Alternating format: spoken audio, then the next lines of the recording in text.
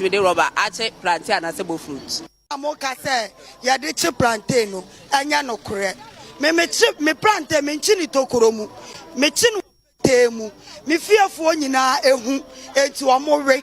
Enti sabi wana amoka say, ya de rubber na chip plantain anya no kore. Moya sa mudi gu ye business. Sabi obroni mfiri ni kuromu ma emembe bia factory ni wa ha na yen Ghana fo ya kasa ya sua sa adwuma we ya ye betimi di aboa ye busuafo e di bia hwa ye ma no monsa ye de no enkoto aborofo de amawese no na ye papa ebibifo mo ma ye ni so ade a ye wo mi wo customer bebre omo wa outside omo to obu on mo hye so to ade a obeba betena ho ahye mo wache awrapo amano odi tukwa na ode ko enti sa pass na ngwa mo see the paper you use paper and you dey ton ade say rubber ne ba enti eja paper no use and you use rubber no eluti no ye manejo ansa na ye di agum ye mpese be ye hye ansa na ye di agum enti ejo ansa na ye di agum di enti am ye kwatam sa me de kwato anwanum na me wi amagibi me maame kra me tiri ati bi de mane me maame enti di enti na me no me di ma obi me kwa ade anya no me di kwa ma obi so oni no anyale omu nchibi enti di omu nimu no ma omu nkan fan se ya dwuma no aba bia ni wa ya de chibo fruit na ya de chi plantain ne baile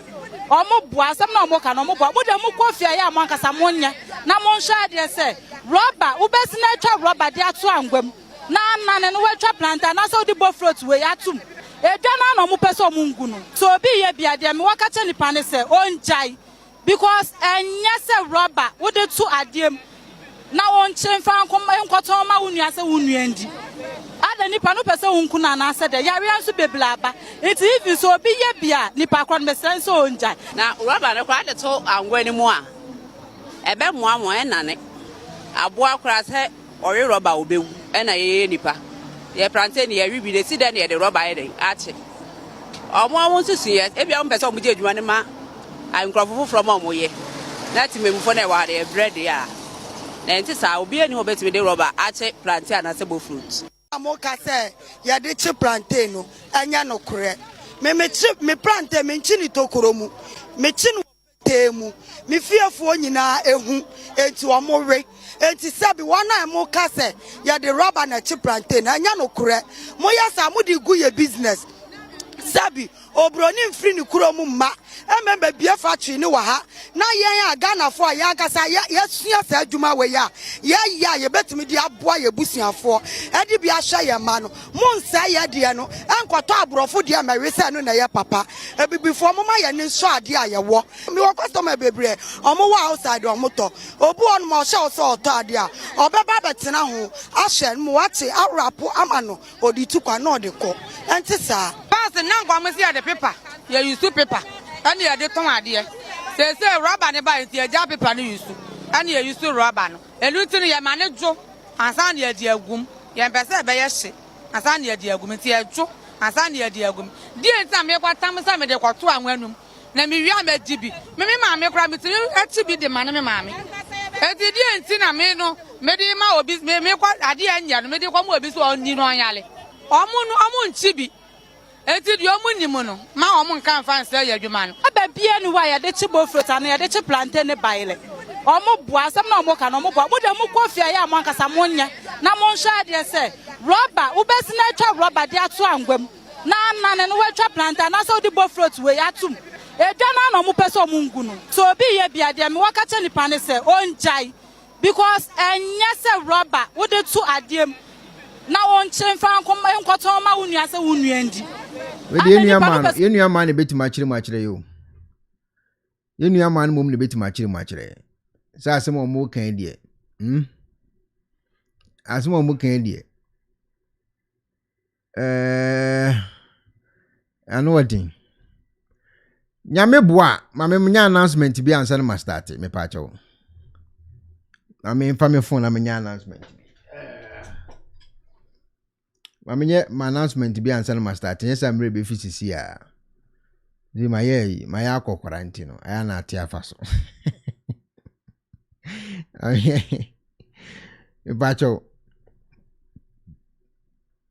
ye nyina ye kwa yi wo Cape Coast Ma Babs ye on the 7th of March. Ma Babs ye on the 7th of March. And Akusia se wa papa. O ye 7th of March. Ewo Cape Coast. Or say a Christ the King Anglican Cathedral, Cape Coast, a honor mo yeno. On the 7th of March, necessary. A year we na ye could. Ye never go could ye we as. It will be a mommy in iron collion cotanage. Was men can't check Ekuonaba family for say. My Babs na dias mammy was men can't was a monfam pie born tinage. As my mammy dias mammy was men can't check Ekuonaba family. Was men can't check Munina must say, monfam pie bo and tinage. On inqualani, was you should pray for me and the family. My Babs and crowd, the Abbas I don't know. Those men can't check must say, Mum pie mano. Ene enkolana kanina mumfampa bo entai o munyina echi ma Babs enkra odi abaro no eti me paacho mo bo mpa ma kai ma Babs na ye nyina ye ni yakugina mu gidigidi on the 70 ya Saturday ya 12 by so next 2 on the 7th of March 2026 ewo eye Christ the King Anglican Cathedral Cape Coast sisi e ka said ma Babs ewo Ghana ma Babs ye ba yi Yina be yisisi ya enchekra. Ebusia ma metwa mo homramba no ma cheche am meba. Television me patch on sisan kakra bam. Time wa me dey call live e me page no so every Sunday, every Tuesdays and every Thursdays no. Asesa me top fans a mo follow me page and subscribe to me channel say time na me dey ahye nem wo mo tse me ka sem patch every Sunday, every Tuesday, every Thursday bia no. Every Ghana time 5 p.m. na me wo live inti patch mo take note of it because me fans no see time no and wo mo ti masesa no e dey about 5 p.m. Ghana time. Until every Sunday, Tuesday, Thursday, 5 p.m. Now me on live. Ekuonaba television. So wait to subscribe to channel for more videos. Me that's. Me mobibia happy new year to all my customers. Yamin Shamo. Someone me did job from January to December. I see a fifu frame. Yamin Shamo nyina bebre. Na me kai kam say you go so ye adwuma. And to say wo persifita I stretch out for I'm gonna love dear and one unique laser whitening product. Your toothpaste in the enemy, Mama bedroom what dance here. Any tea stains, coffee stains, smoking stains, CBR, unique laser whitening product. A baby in every summer, come on. Do you understand what you so? Now would you go or brush and so? And then now did you choose in come on, 2 minutes. So we'll pay your laser and so. And also enoni the ehane say o apply gel no e wo se so na wa share tray no o connect your mobile phone 16 minutes pepe na wa rinse wenu. Bear in mind that this product is not suitable for pregnant women, breastfeeding mothers and children under 18 years. And you know for unique laser whitening it was 07999792330 unique laser whitening or say money sesu.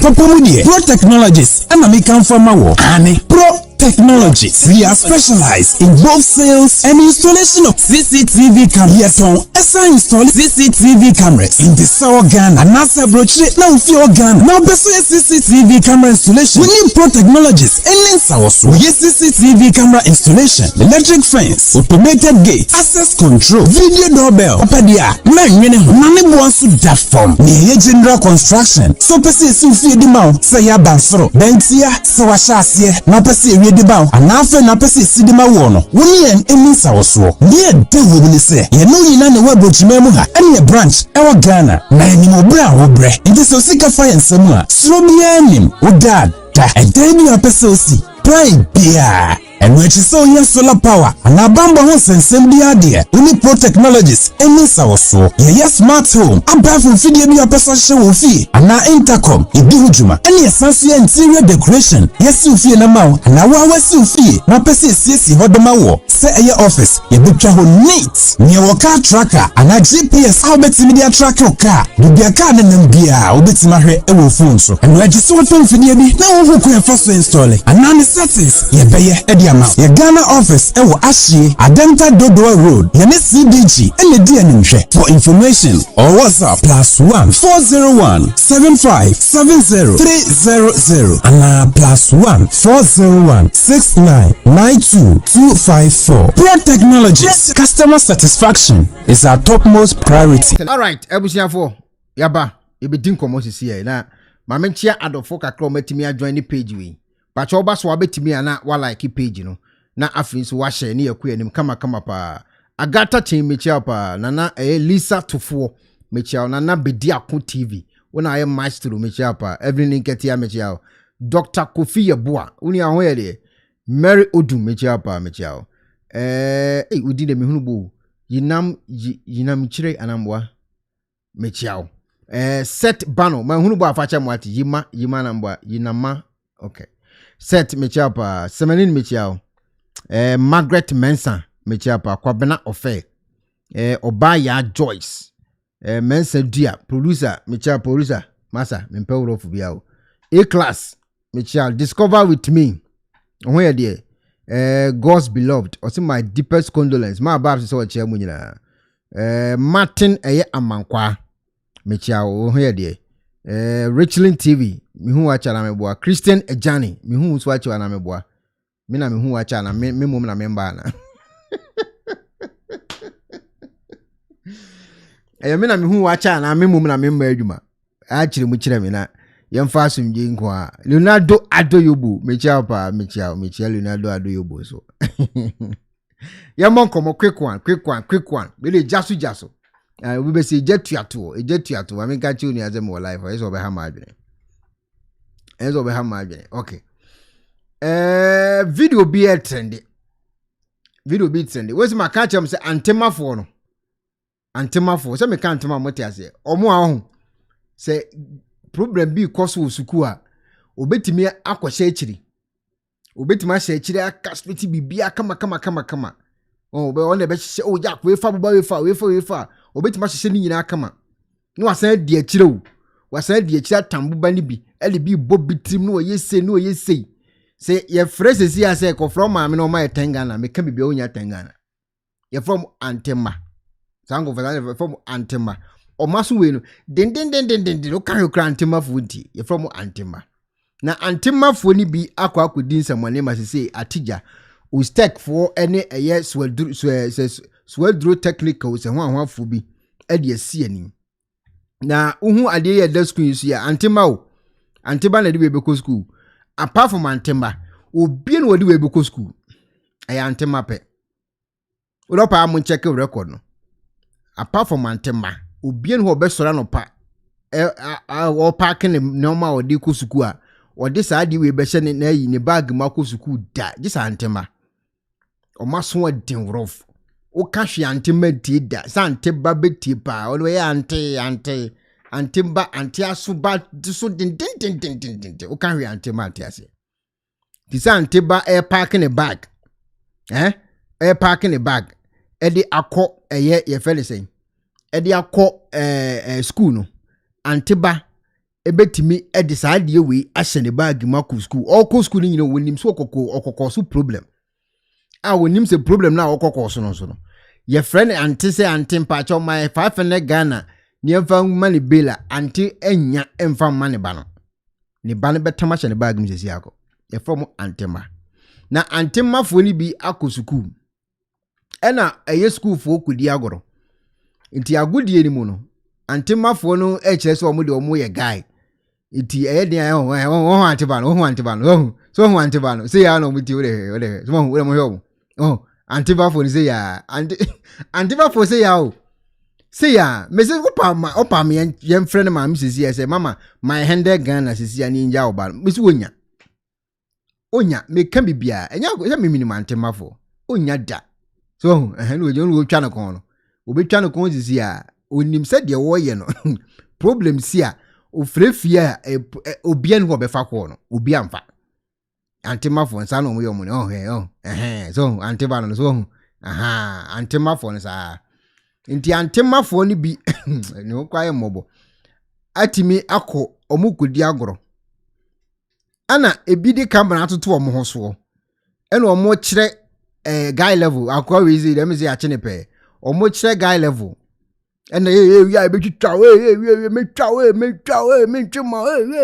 no omo kire no ma sa ase de ja antemafo kire powers ena omo ni school fo boy omo boy ntiase anya adwuma ana we tambo ba na we su tambo ba na bia tentam se kan ne ade ena enam soma akora bi kura wu ade na ye kanimo obi awu omo anam soma obi atimi awu ewo mu a enya asem kitoma se police fo ani siesi abre no ne mpa ya mebo ansa antemafo yenkwache ba ko a utimi se ye bonachi bonanimu a dise efre nyankopon ya papai mu biti hu nyina emani biti hu nyina papai ebi hwini mu nyina atumogya antemafo na akoso bisimi fancho he so ye bechi ni sisi a so aha si a metiuti me dem sabe bo yam ye masa me de boban be shootrim hwe me de yin be bo pampe matuti afiri ho antemafo no so aha me de boban be kwaraw hwe me so chin metiu chin no aha so antemafo no si ya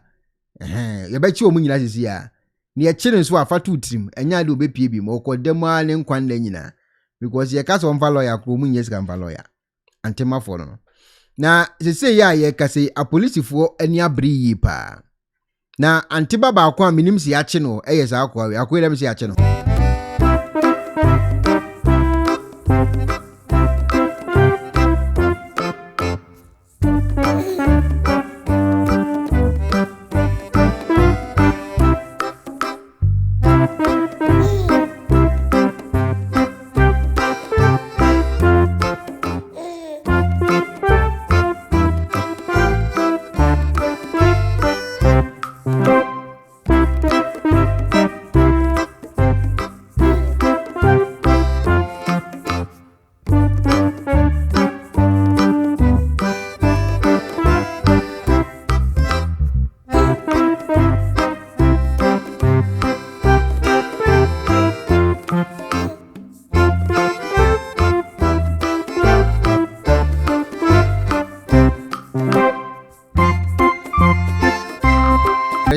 me so say ache no because the way watch direction they say omunim no metwam wo ho obepra wo no nti wo kire baabi wo mfa nkofie so aha nti wono adi nka akire so opon suku ana moma kwan a momfa area ha he no manfa ha ti the way wo sie wonya abotra wo che location obi anfa nko edie anti ba ebechi ne pe o me kana kure akire wo de sie nyine wa ha mo beka say agro na Ekuonaba bedi yete ma manka enya antema ne achi omu mami nyinkira mu mangasi ebechi antema Ghana police na dia beto no se me ka kire mu se ebechi anteba ye bechi ni sisia ye chi anteba mi si oni ko bia obeye ofre uncle kro mfa ofre ne nana kro wo mfa eni achi omu ni mangasi ebechi omu forget it me si anteba minni omu o se mi nuane omu se me anteba minuane sankofo no minim omo don betima yi nyina minim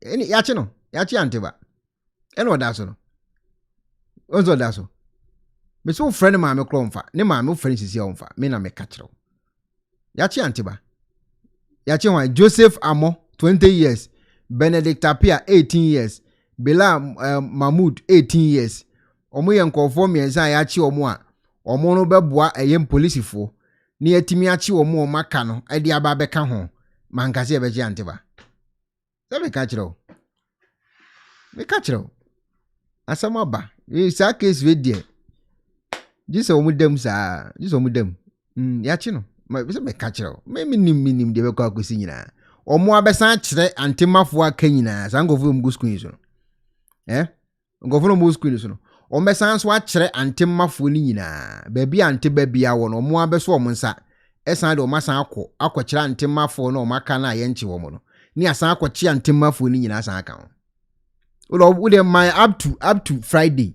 ye be chi antemafo ni nyina o mo mkukura nse kan ni etuo ni ho ye be chi o mu nyina up to Friday o mu nyina ba kokura no obeka school ye be chi o mu nyina minim antemafo de se minimum so atase they say police for the aba ya chi anteba ama je se ehun nsem na ye dijaje social media no so na no ayedin na akwawe so ye bechi ne pe akwawe o mechi ne pe tanko vuwe mu you do for that. I'm here to say.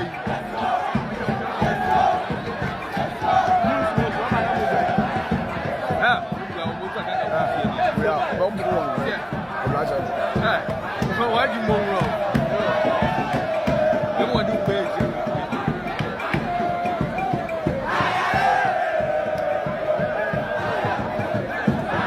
We are looking at our boys. Remember what I'm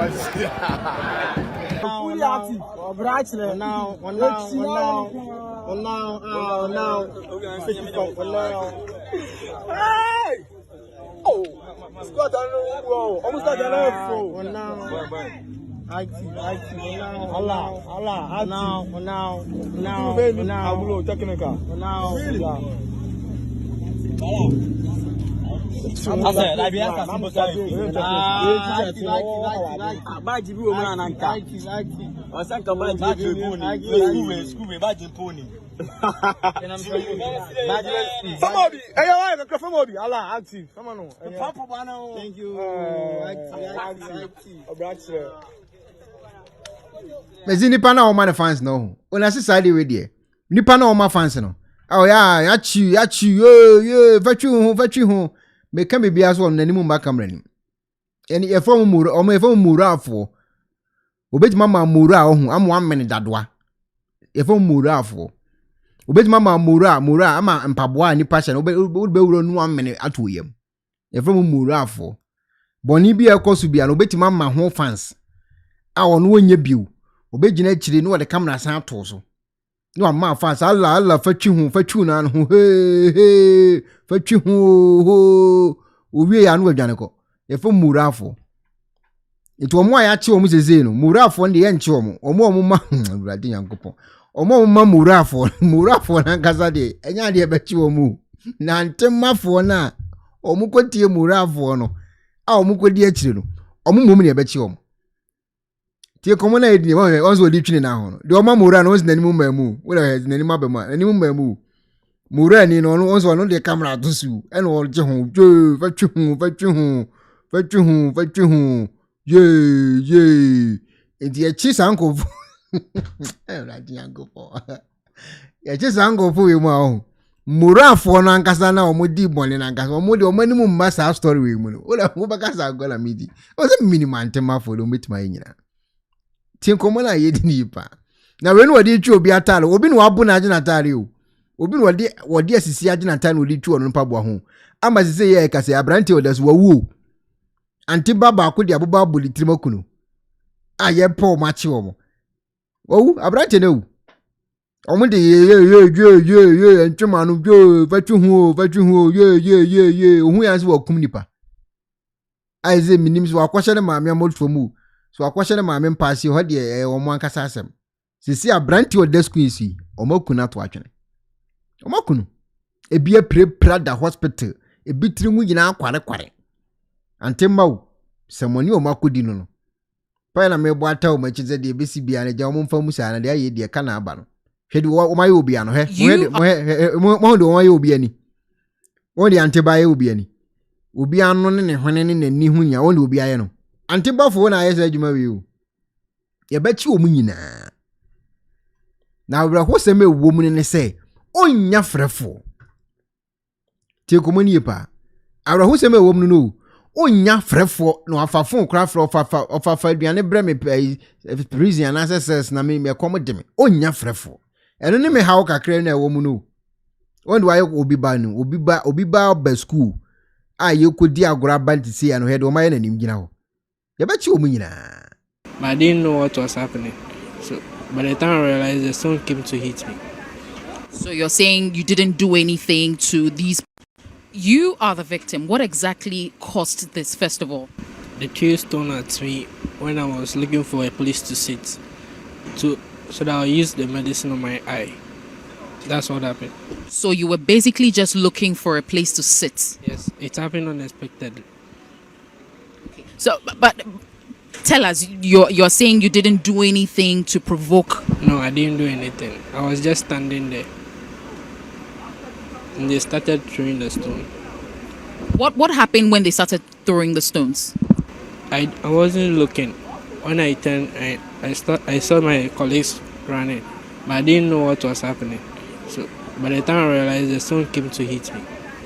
So you're saying you didn't do anything to these particular students? I didn't do anything to them. What would you want to be done in this particular situation? I want them to be arrested and anything that the government wants to do to them. What's your full name? My name is Akwaka Fiajigbe. Oh, what the antibacco way? So, o my changing any mukra. Pasha some sao. Pasha some sa.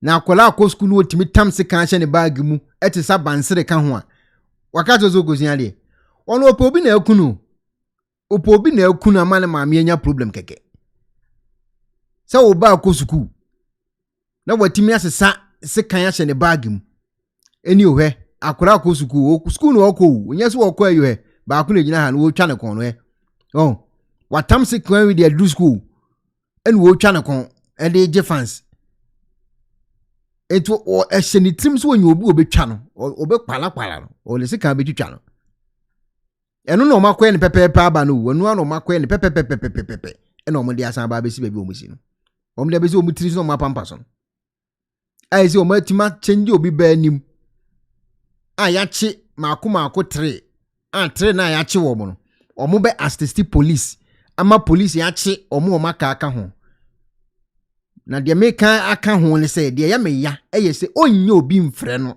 se me hye ebia ya che me hye kumasi ayi cells ana me hye temele cells ana me hye hifa cells onya ko obi anyewu obedamu sa ne enka na asem kra ehon ne me problem no nipa o kire o mo cadet tinsem o kan ti Swesbu were on top of their boys dormitory, so the Ostekans were given a place near the boys dormitory.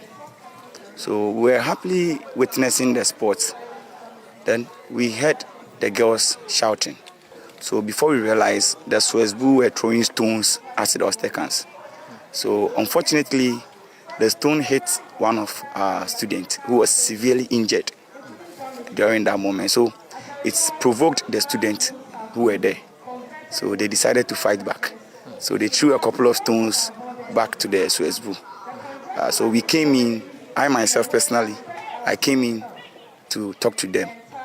Initially, talking to them was very difficult, but we were able to calm them down on Thursday. So on Thursday, Ostek didn't engage in any fight after their people were brutally injured. So we came back to the school, and on Friday, the school decided even not to allow them to come. But someone would say for the love of the game, they came to support the school. And they came in a peaceful way. So before we left, some of them decided to come with weapons. So I personally talked to them that the police is in control, so they shouldn't bring any weapon. And they did. They didn't bring anything. So along the line, around, I'll say 11 o'clock upwards, they got angry. So I was eating by them. So I had to stop eating and get to know what was going on. So from them, Ostekan has been kidnapped by the Swesbu and some of the town boys. So the person was seriously beaten. I think if you go on social media, you may see some of the videos there, how a student was beaten and even stoned in Swesbu premises. So it got them angry. They decided to fight back. That instant, we were able to control them. The police came in. We were able to control them for some time. Swesbu were on top of their boys' dormitory. So the Ostekans were given a place near the boys' dormitory. So we were happily witnessing. Oh, the Ekuonaba. Omatimi abo obi asa kidnapi bi asa ka ho. Nyeso omobu omukọ. Omabu nkofo asa kidnapi bi aka ho. Mesi antema o. Antema. Sadechi ni achi nkofo ye gusku yisu mu be 3 krana. Said ya chi 3 yi. Onya obi anu afre no. Onu akasa nimpoten pa he obi ko school he de odi ato ne bag mu ku. Oko school keke wo ko sua de wu. De da school yisu enya de ye biology. yemfanya faces the desk screens yemfanya Matthew enya religious and moral education and home books na gusu no the desk screens in but enya technical skills o the desk enya vocational skills na dey you o ko school watima sesa we agu bag mu e dey do school dem o kuni wonim so ko create problem wonim say me ko create problem na ama me ma me keke wonim sa de no it is what kidnap you obi a e ma ne nwanwa na obi onu ko school ni troubles mu e na gum de enya kidnap na obe kidnap so ata say empanyifo abam a o mo penkofo na o mu di sa adwumadi enkwala bone no ni aso o mo pen achi e de o magina mmerem. As adults and we as leaders in this district will do all we can to make sure that the truth comes out and then the things are done fairly. Since I want ban sporting activities in the district, in the central region, whole central region, they have banned sporting activities. You cannot go and do intersports anywhere. But you can compete amongst yourselves in your houses, inter-houses, you can do. Anambebwa, last time it's a Teta House, Wanyazikra. Teta house prefect, no way. I'm called sports activity. Sports is a for friendship, fine competitiveness and all that. And after they very well, we know. I'm saying it went to a different level. And the action that was taken, and then the Director General of GS. And Obi Krade comment white angel diabano. Was it the guy who was kidnapped was the one they keep? Omo kukunu oma kidnapping kun o school watima nya idea timi de kidnap obi kokunu nyina ho eti wo opon school anaso o makwan anase owie eye school no owo mu no ba abontin no oni adwuma ya edi no betima o wo school kra no onya aduane di na ne maame na etua ne ho ka no o idea timi de kidnap obi kokunu. We share headmistress and headmaster. See, I'm in Nakasa about 20 minutes ago. We were meeting. And the actions that are being taken of a regional director of education, of a district and municipal director of education, and a headmaster of Swesbu, headmistress of Ostek, or from Moko, Nehono. And I think that there's enough evidence, there are enough viral videos and enough evidence to identify the children who did this. Thursday evening, I'm saying a chain can only be two, especially Ostek students. I'm saying someone checks students, it be untrue. But when you can see from the videos who were culprits and who were victims and who were oppressors, let me put it that way. Let me say, let things calm down a bit, and then the investigations will be done. After you town boys, we do town boys, we so every peer or bracha. They were not Obracha town boys were not expecting this sort of reprisal. I just want to advise them, say, I'm on yet because you never know what danger you're going to come and face at another place. Like you say, even the Ostek boys themselves, they fought back. But why do you leave your school or your town and come to another place to come and do this? What is it?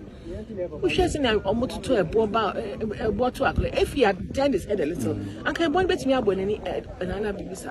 is not what the children are in school for. And see, Master said, the children themselves, in your quiet moments, making sure someone will check you. I just said, my best school said, who want first one? Because there's going to be disciplinary measures that will be taken against you students. And then, if that is not done, I'll be very, very surprised. But I know that they're going to do that because everybody takes a great exception. The many deputy minister of education, so Akasa, and see, and a minister of youth and sports, because also this was a sporting activity. And see, we are going to see what measures are going to be put in place. I'm saying, moving forward, intersports in the idea, they have to have actual police protection. The police service actually have to be there as someone packing on observation. So they don't, these sort of things, young boys, in fact, they don't take the law into their own hands. And if they do, there's enough police there to check them. Because they do, we are more for cadets. Maybe they are schools cadets, so but maybe now it's not enough. But I understand they have banned the sporting activities for a bit in the central region. I'm sure say better keep very careful. There's enough. Abusianfo. Future leaders negusuno. We the future armed robbers pa. Future armed robbers sala mekano. Etime kidnap you obi ba. Etime kunu. Abranti odaso yi. They say they da pono so no. Yakunu. Oko suku akosua de oni maame nim se bia ne ba wo suku usua de o. Oti ya ne se ne ba yakunu. Adan ya me a guy ntwema ya chi ba kokunu. Wo he ko mo bu no mo nim se obewu to mo do mo bu na pra no. Ti nkomo ni yo. Wo hwe mu a no mo bu na pra no. Ana akofa we nyina de aba because we say omo che wo de wo kosa na omo be so omo bo no mo video na omo de to abontema eye ada eye school na omo ni omo kontokwa no ehunu se ya chi nipa ba ko ya bo no iti omo mo ache na akohye dan bi na ebi omo kwala no so ati ase iti omo bubo no na no ene wono so afam wa de wato na nanom e wonse do asese wawuwe so hu de se wakum nipa wu mu so mu age e ba abonten 19 18 ba akukura no ya 12 years there's a mass mo ko demu ano no ama se say CID director na mu say o ka kire school no se ni uniform na na hye nkofo no mu de kodi nkwachasem no onkofo mu nyina mfambara ante ba for menden. That is your shirt they are wearing. So if somebody is wearing your shirt, that's why I wanted to start by saying, are you confirming that is your shirt or your uniform? Somebody has worn your uniform to create such a scene or to conduct himself in such a manner. It is giving your school a bad name. So I'm sure you are concerned that that is your school shirt. That's because I wanted you to confirm that is your school shirt. So if that is your school shirt and somebody has worn it and is attacking a fellow human being in such a manner, as a school, you should be concerned to find out who are the people behind that shirt wearing it. Not so, to hand them over to the police. So I am mentioning now that I am giving you 24 hours to produce the people in that shirt who attacked the boy. The 24 hours starts now. Because as law enforcement, when incidents of this nature occur, and we have to investigate, we have to arrest, we have a number of ways in which we can make that arrest. But because this is a school environment, we are not going to adopt one of those means. That is why I'm giving you as school authorities that task to produce them. And if you fail to produce them, the means by which law enforcement employs to fish out suspects, we are going to adopt it. But because this is a school environment and other innocent students who were not part of the sports or were not part of that assault, because what we are seeing, it is not an act of indiscipline by students. It is a criminal act, which is clearly spelled out in our Criminal Offences Act. You understand? So if we are going to arrest people based on offences that are committed under the Criminal Offences Act, the police will not do what I've asked you to do, to produce them. You will adopt means by which other people who are not concerned might be found wanting in it. And I'm sure you know what I'm talking about. So I don't want to storm this school in my name, because if I was going to do it, everybody will be affected. So I'm giving you that opportunity in 24 hours to produce the people in your shirt. Hand them over to the police, or else you will come here. So now I'm going to make my statement.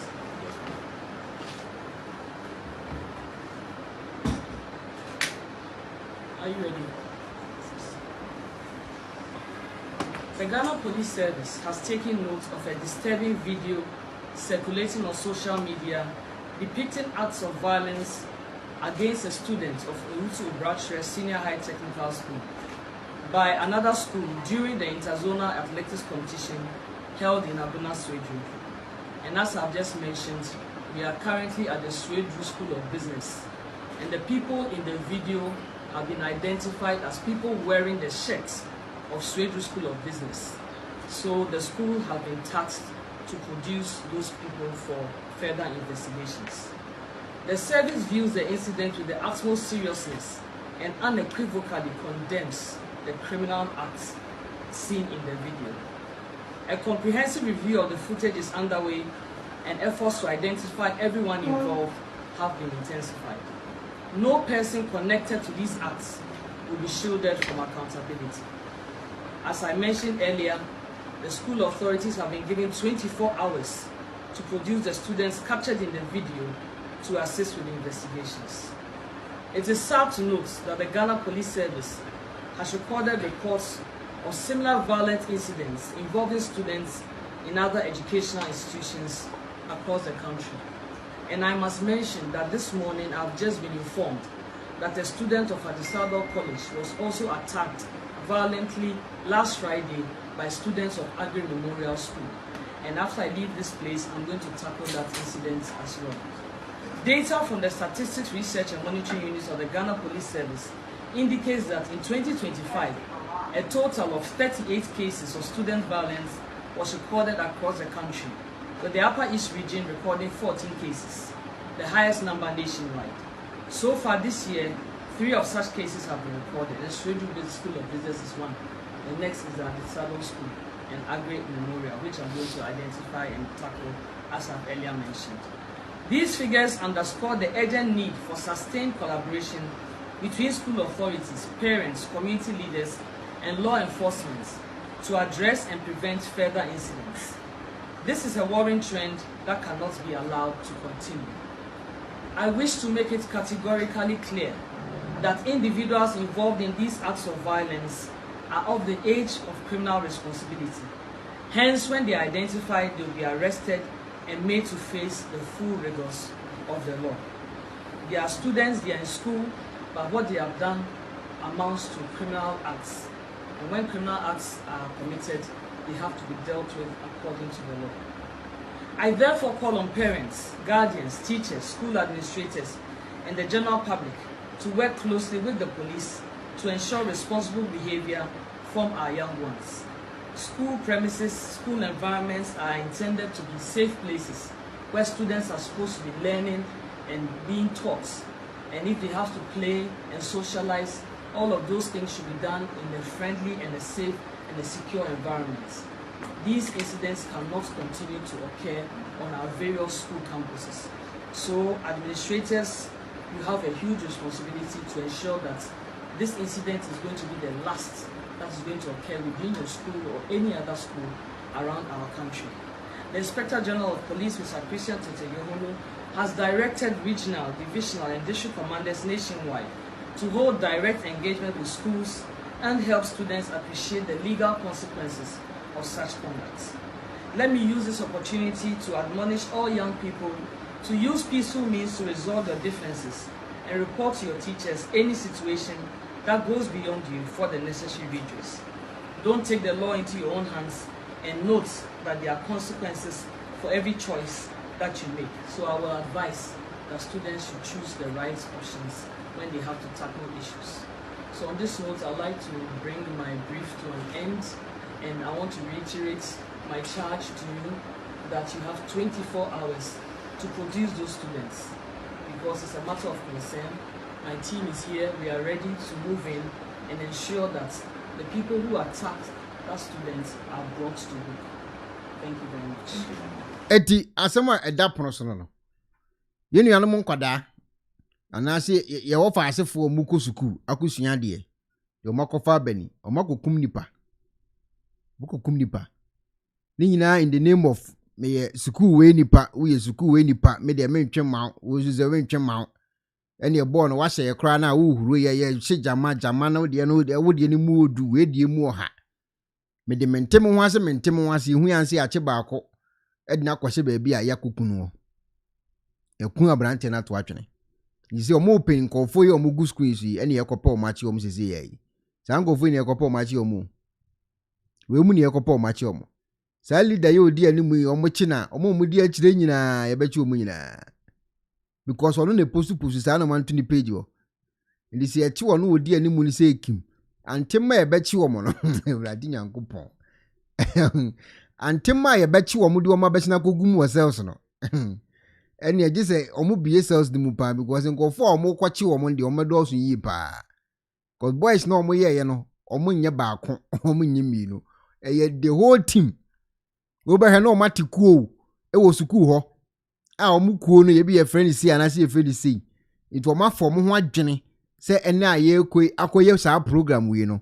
Se bibi se esi wo program na se a say ni enko no oma discuss awie o e na omo koye ana ada school no so discuss omo so adi awie e na omo so koye eti omo gina anya bo na amo bo ne muntako ni wan hwan na omo hwewu debi omo no wo hofo ntokwa ba video ba ko de mintimi mfanto so de wi omo ti akwa bi ti so no hey ayasemo so mata free radio so manom de adio odwene ho a wonte ase o maka akora ba akwa to na o de 90 o mu di sini ti so sei tra edi se de wonye nipa ene mo amu jejirije mo ma amfo tifiu ene antefo mo mana de o makofa bani mo ngase masem yanko ani mai aye ohene ni adazoa enso akodi nkomo edi akofa plantain chips fio ne evenze omo chichichi sa plantain ne ho ahwan ye ene okobo din anwea nkwanta na ebia na o information ewa asem a wo ka ho na ebia information na wo no because bayire no munyina achi na aye fia etese aro nti ene okobo anwea kwanta because ho na ebia wo ta atwam na wankyerem ni information ba bi onya no nti odi nkomo no wie no ene omo che bayire nso ebuafu se ogu omo adwuma because sansem no obeka to abonten no enkofo enkoto omo bayire na omachi ni bi medie ntia because bayire na ya chie no maami se omo de eye polythene bag eto anwam na omo de ache bayire nse de be ya anwa no ma ensan wo se bibia ni ade a etie bi obi na man information ene obetena wo kan ebi omo che bayire no kra no omo nim se nkofo bi wo mu omo ye sa ade no ebetima e possible omo ka so omo san omo nyina ti a enye yi because enipa ho adwuma na omo ye enti ebi kura ebi wo mu a omo che bayire no omo de sa polythene bag na maame adazo akan ebi no omo de ye ba because ebi a omo etiye no omo bufu ye no omo nya ne santi ena omo ba abonte omo react ye enti wakọ Ghana dade a wonam traffic mu a omo jegina traffic mu se ya enti se kom do na bibia to wanu mu a na ne ofre bayire wura oba na wayi ne bayire ama omo nyina so de omo ache pepepepepepe atenti kama si ba na omo chese no ne ma ade ne yetenten se na ye rubber na omo lutum enkofo na deny se enye saa ne te obi amfa wo ba bia nkoto bibia mu emfa nche bayire bia na yankoni yankoti hawa ohene ni ede ne nsem beto abonten a akofa nsem we nyina de aba no kwara anwa kwanta bayira ya chigina wo che weapon ebetumi a obi ko waku ya chi bayira ne de roba atu anwanim se de be ye be chen any protective safo ye di ya ho bone ye nyina so gina sole dem me se upepu wadwuma ho akonta upepu ho akonta eme ye provision store kwara anwa kwanta okay etinkomo we na ohene ni bedie ede to abonten wo kire location kone kohwe anwa kwanta omo gina omo ton bayire no ye chi bayire no a ne de eye rubber atum ene wo kan ye ti ebi obi na man information dia me de minim ho asem but wo kire location no omo nkohwe no ya anwa kwanta eholo de nani kire ebi eholo ta atwam ekọ ba bi a wo koro nti na wo de nani ko kire wo dia minim ho asem itu wadi asem ibeto abonten no ena omo wanwe kwanta omo ton ne omo no so say sister na asem na wo ka no omo boboa na omo besne akọ eye ye fense sompa FM ho na omo de omo ne omo de chi ne omo no nyina akọ akopie mo studio ho na omo akwachi ya kire na momo hunu say ade ne ye chi a say ne ye chi na ade ne timi ye tenten na emom no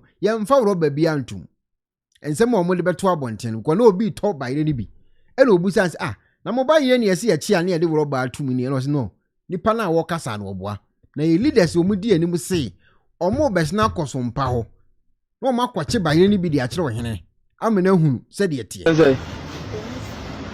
nti anya kwanta bayire no mo de yi omo buabla mo de yi roba hwe eyi ma omo smande omo ko sompa ho omo ko sompa ho mo mbeni fone wo ye mo mani bla bla mo na de to kasa wo ma amboda wo atisa mo se de yo mo na munya asemo nka mo de bayile ko sinin de ko mo ko chi amane Omko chia tia so no nim chia. Eti we yensem a omo wo eye anwea kwanta ho no ana so mom ye adwuma ni bi editu dwa. Still enkonfo no hunto mom si no ese wo madwuma because wo kan asem le to mfra mamu a because media no nsem le travel ekwa akire o ye ekwa akire pa eti manfo so betia ba ye say sisi no mo ye no ene mami eti amanfo so beka se o kesese na tie dia ne me nkonkodi nkonko yare because ba ye na me koto me de misika na ekoto na meto ba ye die awie na me yare de ne me ka mento enu ti ama omo ye sa adwuma no enso buafu yie pa amoka se ye de chi plantain no anya no kore me plantain me nchi ni tokoro mu me chi no temu me fiefo nyina ehu enti omowe enti sabi wana mo kase ya de rubber na chi plantain anya no kure mo yasa mo di gu ye business sabi obroni mfiri ni kuro mu ma emembe bia factory ni wa ha na yen a Ghana fo ya kasa ya sua sa adwuma we ya ye betimi di aboa ye busuafo e di bia hwa ye ma no mo nsa ye de no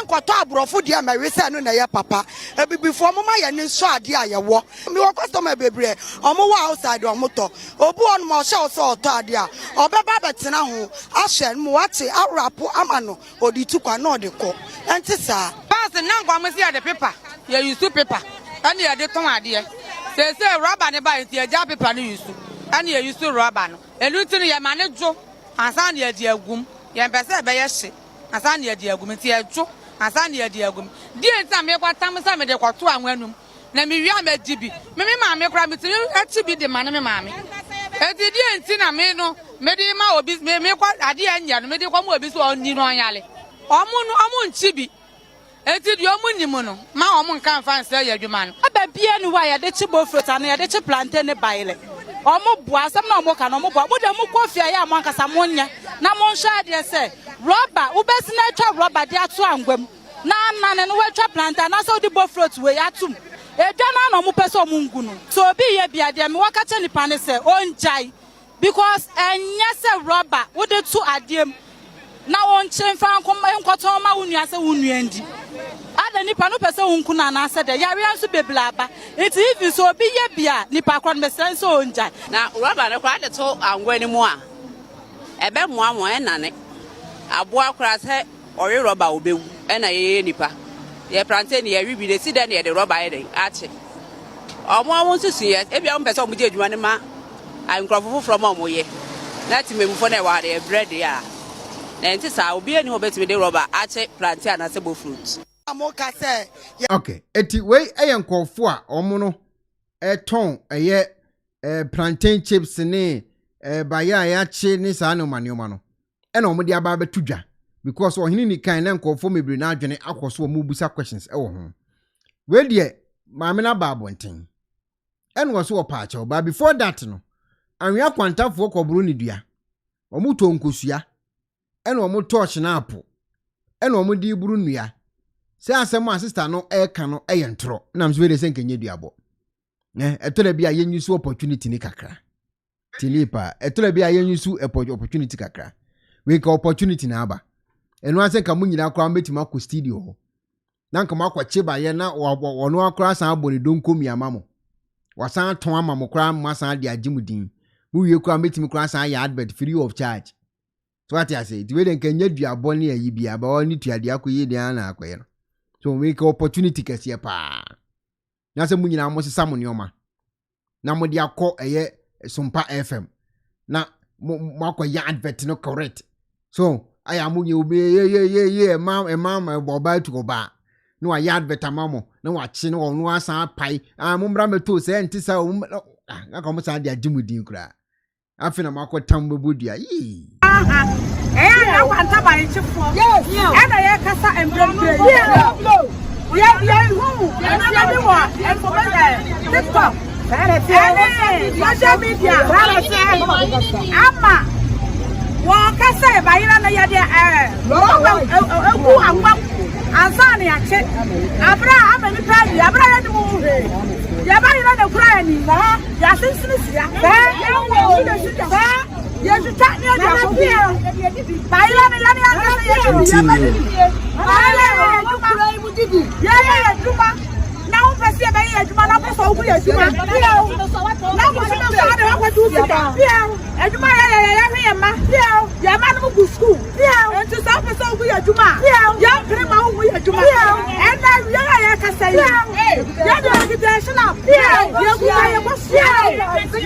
whatever the first have question now. One black woman in one black woman in a baby away the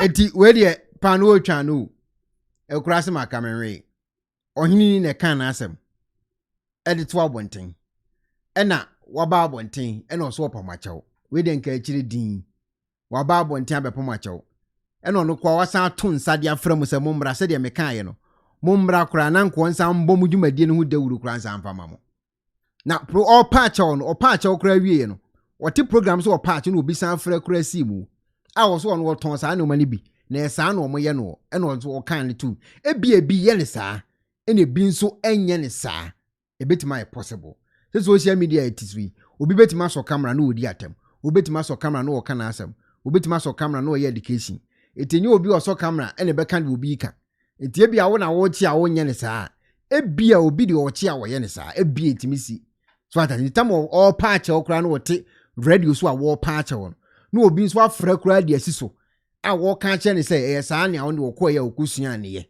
na ye kwanwan kwanta em se be ye na kakra ni ye video bi na ye kire ne ma bone a ekoso e wo man ni mu a ebeboa me na aboa wo mu so na em se ye ka kasa bi se emphasis se wo de asem bi eye mfato ho na se de koye no se be omo ye me maame no ene me sister for ye megu omadwuma e meje hwe ye wo ha ye boa nipa ye betumi aye program aboa wom ama bibia ye yie enye ye botae no but ye create awareness se ne ekoso no because ye hu bi o social media ye che bayira rubber eda anwam but ne kamu no ena esen kana me kan se woma womo chi bayire binom suban a omuwom eti anwan kwantafo epam chewo madawodoma adwebre mo bayira mo che mo fa woro ba mo che no kroje enchen eni nsuo eni anwa ena mo de chi eti mo wonka ho ye kama womo a womo chi bayira womo de woro ba chi anwan kwantafo mo nka ho mo de ne de ye kroje na mesa kasembi ade bi wo ho ana abrampa brofo kaseme kase blessing in disguise ebi wo ana ye nhira enso ne yakuru hontoma tika we no kamunyiga kura na momra oyini ni yede no yenye ne saa ye be chi bi ama wa hunu de wa ya ye chi na itumechi no live program na ma chi no bia hu se ya dwuma kroje na mo ye no enu kura ya de aton bayire ni nyina de ogana ya ton ni nyina wi eti so me mo makwanya omomra ma no no mo mechi because the way mo bayire ni chin ne de na che se chin no mo se de wo mo sima ne chin no wo mo mechi na ye hu se enya bone na bayire na no mo num ye de wo mo num che eti me mo makwanya omomra no mo mechi na wiase nyina hu se ebidie na omo nya yia anwan kwata de omo yer kama fine eti me maame no ne me sisters am anwan kwata me ko me kro ma chem da baby a wona me na mo ene se kam dura kan babu me ku kan babu me titimiti no abi je su be ba be sia ko samfo adua eti yesre adwebre wo enye ne bone ne papa se be ya ye nyina o man no ye dea ye behwe ne yie eti se chia ya me ka ne se bayirichifo binom e de rubber eche na nwan kwantafo ma de o mo fa rubber nche eti me mama kwanya mo mra studio na mo machi bi na enye fe na obi anso hu na yen yakase be boa Ghana no ye be boa Ghana Awurade nhira mo na nenso ya me ye difo be me bompa ye yapa yamam se free na ekọ mudwa no ebe se pro ema mo hu se mo ni wonyame difo ena di ehia no bibia be kama oi Awurade nhira mo. Okay, eti maame eye alazwa din komo ewie no ni program no kra nyampon yo ena obi fire kwasi mu ena o se ono o che bayire ni bi na before obesua bayire chie no obi achie na hawa wonsi nchi bayire no ena o kan de asema maame kan pepepe e de to abonten se ono de onipa obetima che bayire no na bayire no wo chi a e wo se o yesi na okoto roba bi na sei na de chie na maame se we are sure no person me chip plantain now person wo chip plantain chips let us talk but no me say the channel no na okay na me ye bo akoto to ho no ma ne na so ko pot ni de person the cemetery etini hu man ba ko na wo so bi ana so mo npa so we de obam person me chip plantain ni bi ana so wo tin na so no man kan so side ho ana so ki na mo wo chi ni na da ri so wo che me se de if you a plantain no ana me to magic box no na me share so na me fa color ewu so ni na me so magic ni bi ewu na me french ni ewu afi me dia wani si ga so a me fa mo ba cho roba na ye ni bi die force fo na tin tade no egu mo be ta ba ho eskese no me sha wana me so ba ni bi antu me wana na me fa na me sha ma ni bi me so me wo matere ke force fo roba no ai roba na force fo de so mo nta de gu no mo so ano kese no roba be ya na force white no de abubo nta de gu no abubo nta de gu no ma so ano o se fa no to anwanu sompa efe wanu na kra eti bode ndo to amachi dia no mo anwane nsa ana mso mo ne matime da ase eti bo fana mpeto ni kuza na da so ma makete no mo sumu die no ti adna me kan se chwe no eti na mi saba ko bi so no so ti na so ba se ma ko to me so ko bi sa the same thing mo bi so ka the same thing I had ben actually eti ya kwa so me ti bi kwa so na me ka che bread say asemte na to ba na so mo na fi ya so dan what's sister me ni wa chin because of no mo so ti no mo ye adwuma woman bi to tibo na like mo ko to bi ewie na woman na echo mo ko na ma me de roba na tuma na roba na ni nwie na sa no si omo di gumu sa na ye den mo me o te pe o de roba na tu anwa ni ma mo ba so ai ta da se pan ke ke na ye 14 no aduane wo mo mo na ade wo o sushi anwa de ma gusta da se ni ma na o di si ja so mo me na de roba na tuma opa mo me fachi bode dan ma anwane santa ba roba no be nane wanwanim adoma bode na china edin din na bode so be chase to be 2 months ago na enye ne stand na because of color and since we are no with so no color no since so what now the color na ne maji ne go wona mommy enye ujina we are so be 2 months para sensan ya ensa no me person me chase one now person wo chip plantain chips let us talk but no me say the channel no na okay na ye bo akoto to ho no ma ne nyina so ko pot ni de person the cemetery etini hu man ba ko na wo so bi ana so mo npa so we de obam the cemetery plantain ni bi ana so wo tin na so no man kan so side ho ana so ke na mo wo chi ni na da ri so wo che me se de if you a plantain no na jese bi mutimi ye ne sa utie le sister yi ensem a wo kan dia na jese bi etimi echi ne se de wo maame aya adazo aka ye no ebi timi echi wo mo de ne sa based on the sister yi kan die so eti ne nsem wo kan ye no eno kwa na ebeboa omo chi plantain no na nkomo de abesan omuti ebia ne nkofo bi ka o baabi say chale say na say omo ye no say no so omo ye no o so oboa omakọ obia maame eye fence sompa FM ame ala zo page ni so kra akọ achi amade ne say nya sanete na nka mo de asan muti but one ni to eni enfu eduabo na ne namusa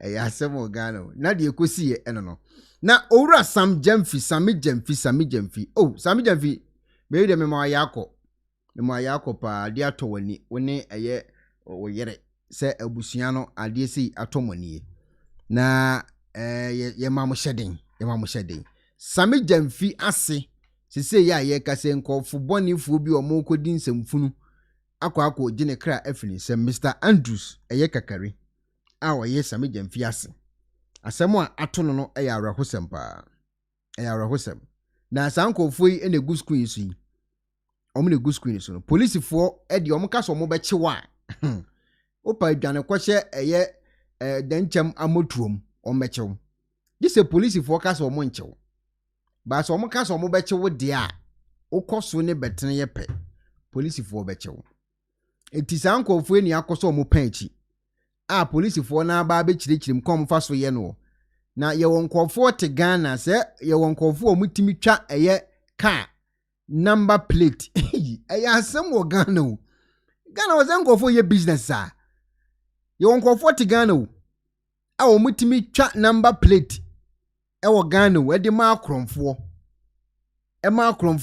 e de koye de omode beye na ye chi nkofo we na ni nyina ba be dan di won se de besi bia ye e bia ma ne sanso ankenye nti de besi bia ne be fa ne sa na eye Emmanuel eye Kwame Apia a ye fe ne tola wadi mfie 38 years oka sankofo a ya chi wo mo no eho ana Kwadwo Amponsa a ye fe no Kamakazi ono so adi mfie 35 years oka sankofo no so eho ana afe nso eye Bashiru Tanko dodo na afe ni Tiki wadi mfie 33 years ono so ka sankofo no eho ti sankofo miensen ena yesusu se police follow meka se suspect yakwachi wo mu a omo ka dwumadi hu na mumtie police fo hawa omo beka asem no enkofo no ko omo fa so edidi dwuma o Ghana ho no masa sisi le Ghana ho de otim ze crime scene o yak Ghana ho ne crime scene o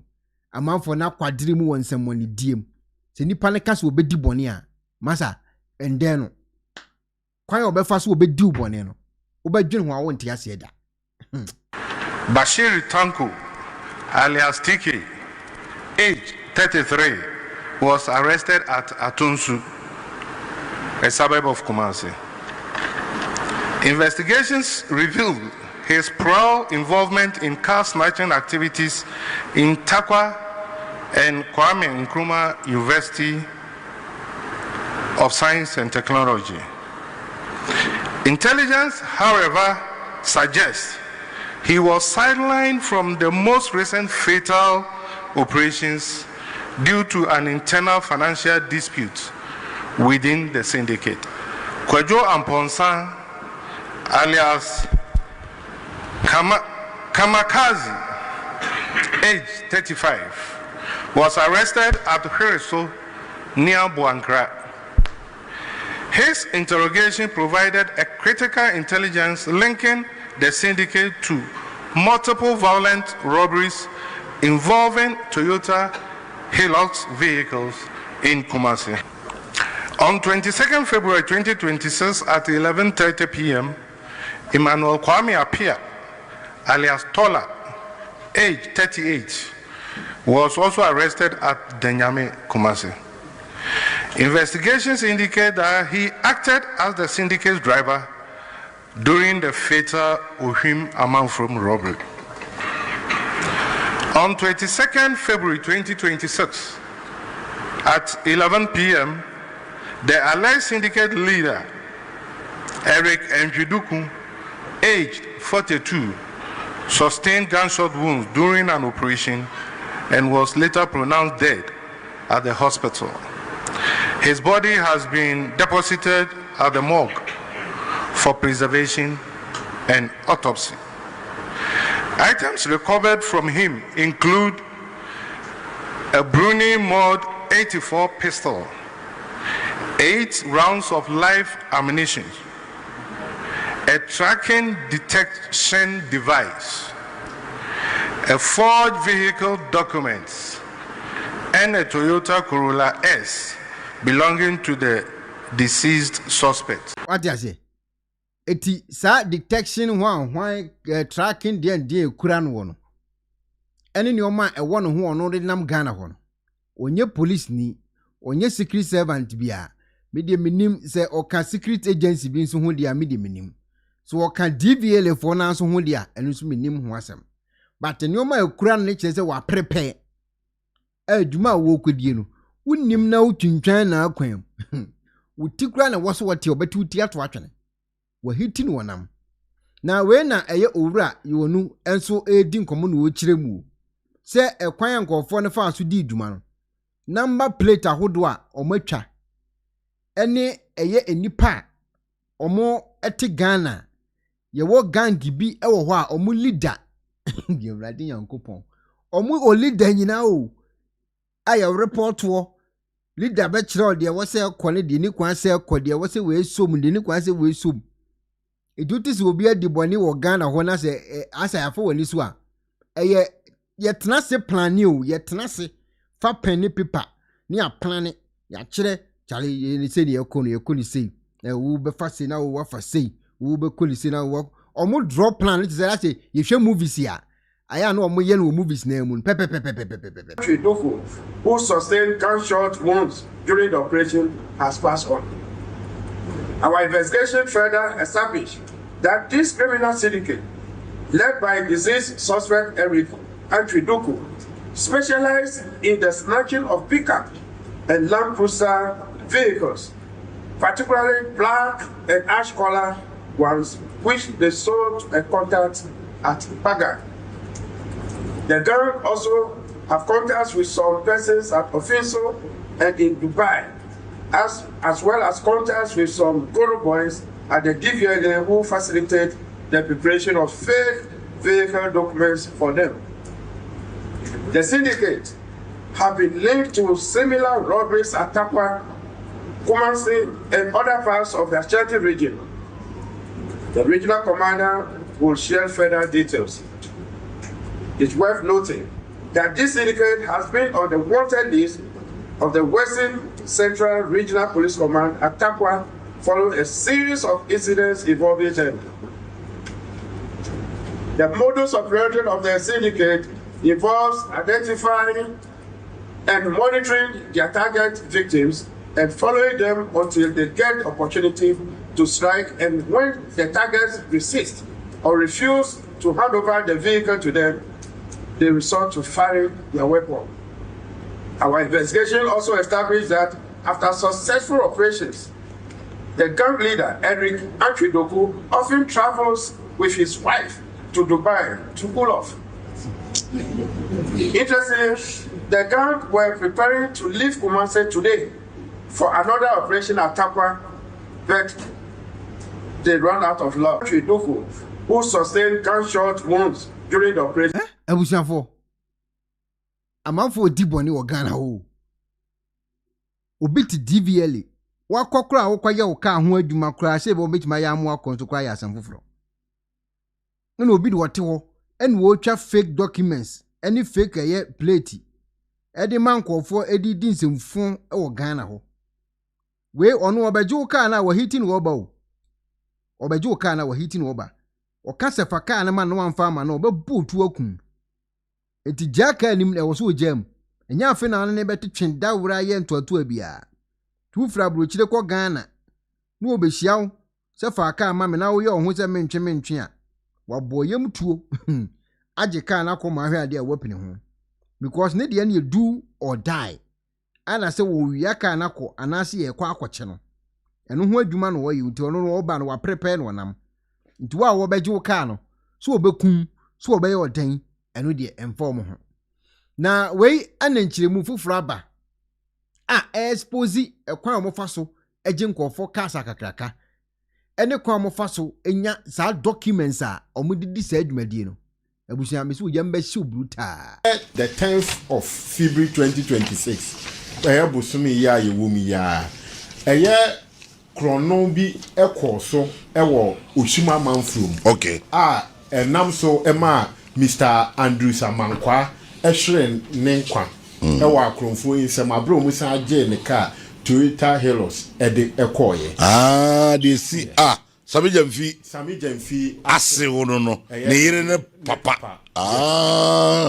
Oshima Manfrom. Yes, Oshima yeah. Enti sasem ni si no enam so ma the Inspector General of Police commission team say omuna eni akire na omunhwe no omu ento 25 team no na trade directorate ano di omu ye one na the regional police intelligence directorate won say omawi aka na chew but won si anchi omu da but when wokowi ahwan ka Sammy Gyamfi owa ban mu Sammy Gyamfi da gold border no. Na Sammy Gyamfi ya darling boy to NDC ni serious pa. Ono na se ene okowia ne ka sa kun no. Nke enche omo. Baby e fa ire nti ne ya che omo no. E ko fa baby boni ntia na nke ko fa hunhuro fo na kenko baby a. Ba baby omu ko wi omu ka no. Ene de omuti anye yi. Omakoto dia tanum. Ene ko fa case we nyina bai. Ye cho obi ayekun obi e fancy ekun na ni 2-3 days time ni achinkofo ni na tie ko bona ye dini se ye kun nipa ne ne wo e fancy ekun ne ya get investigation ato abontin 2-3 days time ni achi omu nyina baby omu ko di nsamone no de ho no e ho de anu odin wo de odi agomachi sisi a baby e ko fine no chia na e be chi wo the 10th of February 2026 Bosumi ya ye wumi ya Krono bi so ewo Oshima Manfrom. Okay. Enam so ema Mr. Andrew Samankwa ehre nenkwa. Ewo akronfo nsem abro mu san age ne ka Toyota Hilux ede ekoye. They see Sammy Gyamfi ase wono no ne yire ne papa. Oshima Manfrom. Yes, Oshima yeah. Enti sasem ni si no enam so ma the Inspector General of Police commission team say omuna eni akire na omunhwe no omu ento 25 team no na trade directorate ano di omu ye one na the regional police intelligence directorate eka ho the cyber vetting and enforcement team eka ho ana the CID anti-armed robbery unit Sankrofom yensen na oka omubo mu se omunhwe na sa awudie na ekose no ka unit nyina okumase unit ni nyina wa Ashanti region o sa timisi nyina wa nya free district ana say ni omu nyina wo regional headquarters o ana o institute omu se omunye adwuma ofana through omu investigation no ana on the 18th of this month 2026 year omu achi enipa mako enai na sa enipa nan ya omachi omu no yesi ye wo syndicate bi wo a ye free omu eye Duku syndicate no eye Mr. Duku no ono na ye gang leader na omu dwuma omu dia ne se omu chewa na omu robbery o cars na omu dwuma die no omu di no wo Kumase ene Takwa ewo pa na omu di omu dwuma no na omu je cars na omu wo enipa kuo bi omunso ye adwuma o DVLA omunso so manufacture fake number plate edema omu to omuje ya na o change number plate no na ebi wo hokro mutimi de ko Dubai no makwa akoton ene ade na ofasa ankrofo yi no de omudi kan che no on the 18th omoche Mr. Akwasi Manu oyekuani a wadi 47 years de mo omoche ni se omuhu se Mr. Andrew Samankwa oye Sammy Gyamfi asiwi ne funa ansa na obewu no ne kura sa kuani na sa kuani ne kura phone no yes okay sa omo tracking ya no mko hu se phone kura sa no omoche no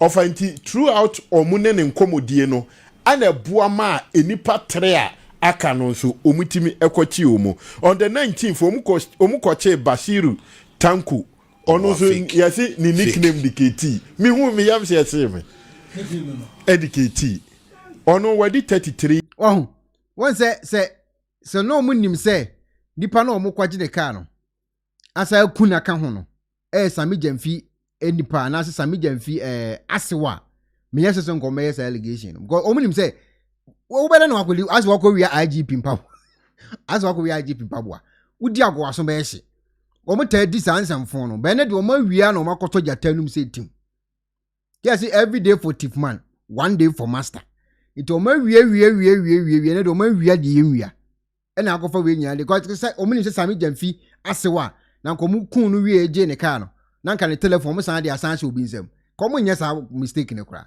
bo mo nim so we no lie papa we nya obi age ne car yo nkonkonko no lie e na omo nim sese na ekofa asem kase de abre wo mo ko meto phone no kra twene ba bi kra dwene wo e na akofa we nyina abre wo no yes of wo mo che no ato o fake when you tanko bi aye papa o fake kame ba ni say o papa of nyame nshira omo ko che no ato nsu ana wo nsu omo che no ofa on the 21st of this month ya so omo ko che eye kodwo amponsa ono so adi mfie 35 omo ko che no wo hwere so a ben buankra okay omo ko senko omo ko akochi duku a oye the gang leader no but throughout oni police struggle no ema etuo kokan no ema omudi ni drew ayaresabe no na o free mu nti sem ne o ka say duku de ko o ko fa the back of ya chase ankrofo enan ya ba ko free mu ene ema police etimi retrieve edi free mu ho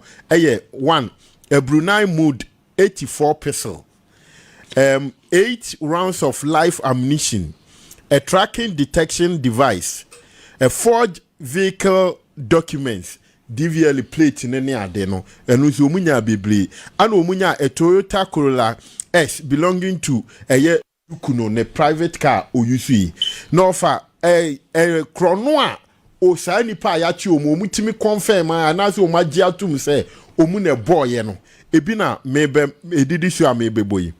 On the 25th January 2026, ewo Anglo Good Takwa, Omoje Toyota Heros, the registration number near DV 8080-25. 9 February 2026, ewo Bobobo Takwa, Omusaje Toyota Heros, and also yen register. On the 7th November 2025, ewo Achempem Toyota Land Cruiser registration number AD 10225. On the 8th of November 2025, New Atoabo Toyota Land Cruiser registration number TGT 2036 2025 no register. On the 12th October 2025, Tamso and also Otakwa and also Toyota Land Cruiser Trooper registration number GE 444725. On the 5th of October 2025, at Tempim Omkoje Toyota Land Cruiser registration number GE 37325. On the 7th September, our Samahun Omuji Toyota Land Cruiser registration number GV 6624. On the 15th of April 2025, Takwa Toyota Land Cruiser number near GS 1845, you registered in 2023. On the 10th of April, at Tempim Omisa Akwaji Toyota Land Cruiser pickup GT 468824. Sa akronoa kese enai die akronfona giatum se omo ene boy. Into offer se enra IGP eba asante mantem ha na oni nsentwerefo chiaya we ne botaya itum se omo ane kokum papa no omo ade atum no mo fa ne ka no no mo fa ne ka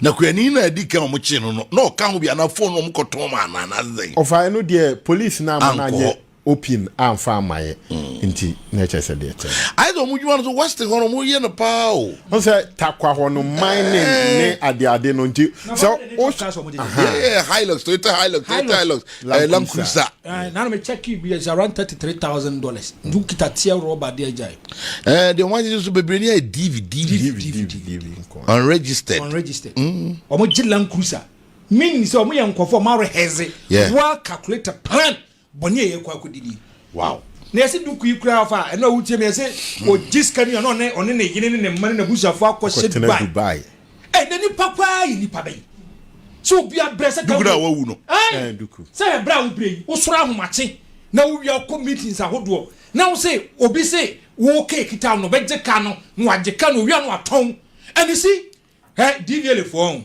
ade we go manu ase ebinom no okay DVL phone ebinom I agree system ne de enyo obeya bad nut instead of you to even to protect the people you are aiding and abetting criminality and to mo nkofo no mo di djuma na afro papa ye nya ka foforo we ba ne abọ number foforo de ato na de ko na nya wi se japade nya na so hwe wo kra ene duku yo yi ojeje amanfo ka je amanfo sika ehunehuna amanfo yi enne Sammy Gyamfi papa enasi wakuni usase so wo e de na ni pepe no wiase and see this kind of stuff no fa wo tibia ho okay I areho mate di papa me dan say say do mo achi omo no ye we say be siako ye show no abrante bi send message ba say ama ukaya mine no commander na ba no so oga no si ya na ne kan jadi so no say I was listening attentively.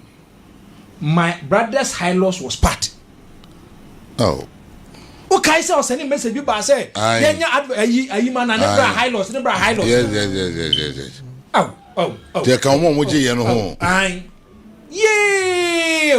get it Martin you fancy your abusiafo small ya kosi no say because of Sammy Gyamfi in-law no omakum the wrong meat ye be chi omu nyina DVL for omu twa ye mkwa chi omu nyina ombe chi omu nyina se da bia obisu be wi ade ene de wo wi ade enwia onim se wo bra papa na ye gine ka no papa onka wonko ba bia onim se wo senior ma papa o papa de onko ba bia no ma wo na tikoni abotu pumpum ni ajo ka na ni atu ni eko da bia no afa ne ho adi oni afreduku o chema ya jika no chema no twem no okọ fum ne de wo kuma kum de enkum no go kum de enkum no boni a wadi nyina wa start a wa wo conference obi ambu o wa na abebo ho boni a wadi ana mejika we na DVD no waka ana mejika we na DVD no waka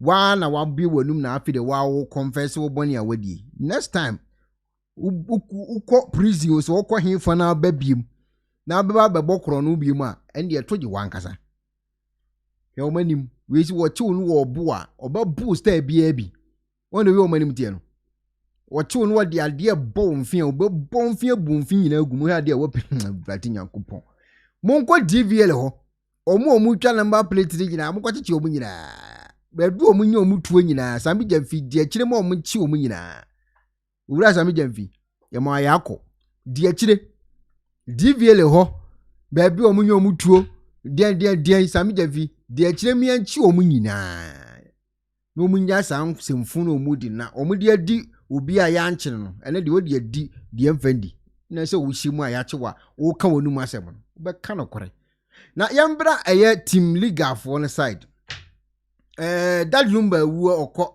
yinim senka asem ni to atwa ye ho ana papa osado enso edin nsema ba wo kire se okọ ye ni kura wo hu ni papa na msna wo hu papa na asado asa wo hu papa ana wo kambo so pupu sa no ya asemu asemu obi a wo kọ ayi ko show papa yi a wo hu papa se de wo kan kire nkofu yi ana watimi ekogina adwom ana wu sado wa tuntuntuntum za no ene bra be kire mu kire ye nti e den na sado na wado na asana na ye ofe wona wo kan wo si wa hu papa ana mbebu anu masem am ye tie bi so I say mbebu anu masem am ye tie bi wa damfo na ebe kan am ye tie ti wo hu papa na wo sado wa tintimi na no na wu sua do wasa ana asna na kura ne sei etele bia ams munya amotre kakra munya amotre na muncheche mu story musumu kakra mi nti so asemi nka akwa akoda enim senka akiri din they say the fofora bebu mu ye say akwayi Kevin so hu ni papa onu so a eye autopsy se hwan no wan san krata bia ni papa kura wo hu ba bia de ne kwhye wo enso abeto abonten a ye ka ti mi hu ye na me say na nya abusua panyin ne be ka kire ye say enkora ne de wo mahu papa anim a wo kwa papa se ne we no onkata nanim ni ade ade na e de na afi de asem na sa asesen a yesu wo so wo hu ni papa yi masa obey careful ye careful but say ya ye ka say die ye se odobroni osusa efia swasnega wo so odobroni su anopa awia anwumere e mo no kwa ne ho mete wo fa ne fo a odobroni su ye say ine be frɛ Roman father ne be fra odobroni su e ho ne be fra odobroni su it was so what was say na so nyina etu because oda wonda odobroni su sa osus non-stop. I say 1 week in the okoye on the picture ni mo no meti me phone so me hwe no sa na ni suo. Me phone we ringing na ya auntie akoto at the same time na Stacy friend me. At the same time once a father friend, we friend just the same thing. At sudodo at edua me ye concern mo ye hu. Oye din a chese o pompisu no fofraba. Unso waye di waso say jemu. Oh mo widow obiatsna yarefo ho. Do you know how defeating it feels? So what should be any parkour? You feel so defeated. National balance born how old? 3 what did say 3 or 2? Akwala na ne mami akwala kwanya mane mami su. Akwala ntu me kan akwala papa dem. Papa, mommy, where's papa? So until said to go until the abba. Papa, akwala start papa no hwehwe mpa na se. Papa no mami eje. Na wote apu so. E kan semu anya no kure. The tunnel so. It is so defeating. You said the Lumba case the baby 2033 said the more can 2030 the baby. Obi odobru nisu. Yen hwe ne ho asem kura nkan wiye. Ye hu ase samse wa ba bonten. Aye video me say 2 minutes video. Say Kevin kura kodru Ghana no. Wa hu ni papa funu. Na me say ay. Ese case we dey nke aye old case aya kan wiya. Foforo asan ba betum. Wa hu ni papa funu. Ba bia an papa autopsy kura wonim ho hwe. Omo say wonim na so yes obey autopsy a. Omo de powder bibu ball no. As why you be wunya nam say ya de asia sem so ni na chese sister Ekuonaba Kevin omo sheda ena omo toso boy no me say bibia obe bia ekuro bi etwa to a ebi so di ekire na chese Kevin no ekọ ni papa funu kura wa hu okọ fie ho ena mo ye rituals ena mo de powder ebobo no bo say 3 times. Made baby a wiki me and say postmortem na kora say no wanyina ho. No wanyina ho.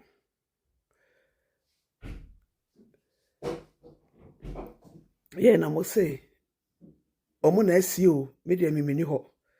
Say ye no mo say adechi say wa me here say oba be fa na de nako. Say wa be yi hu firi asem yi mo.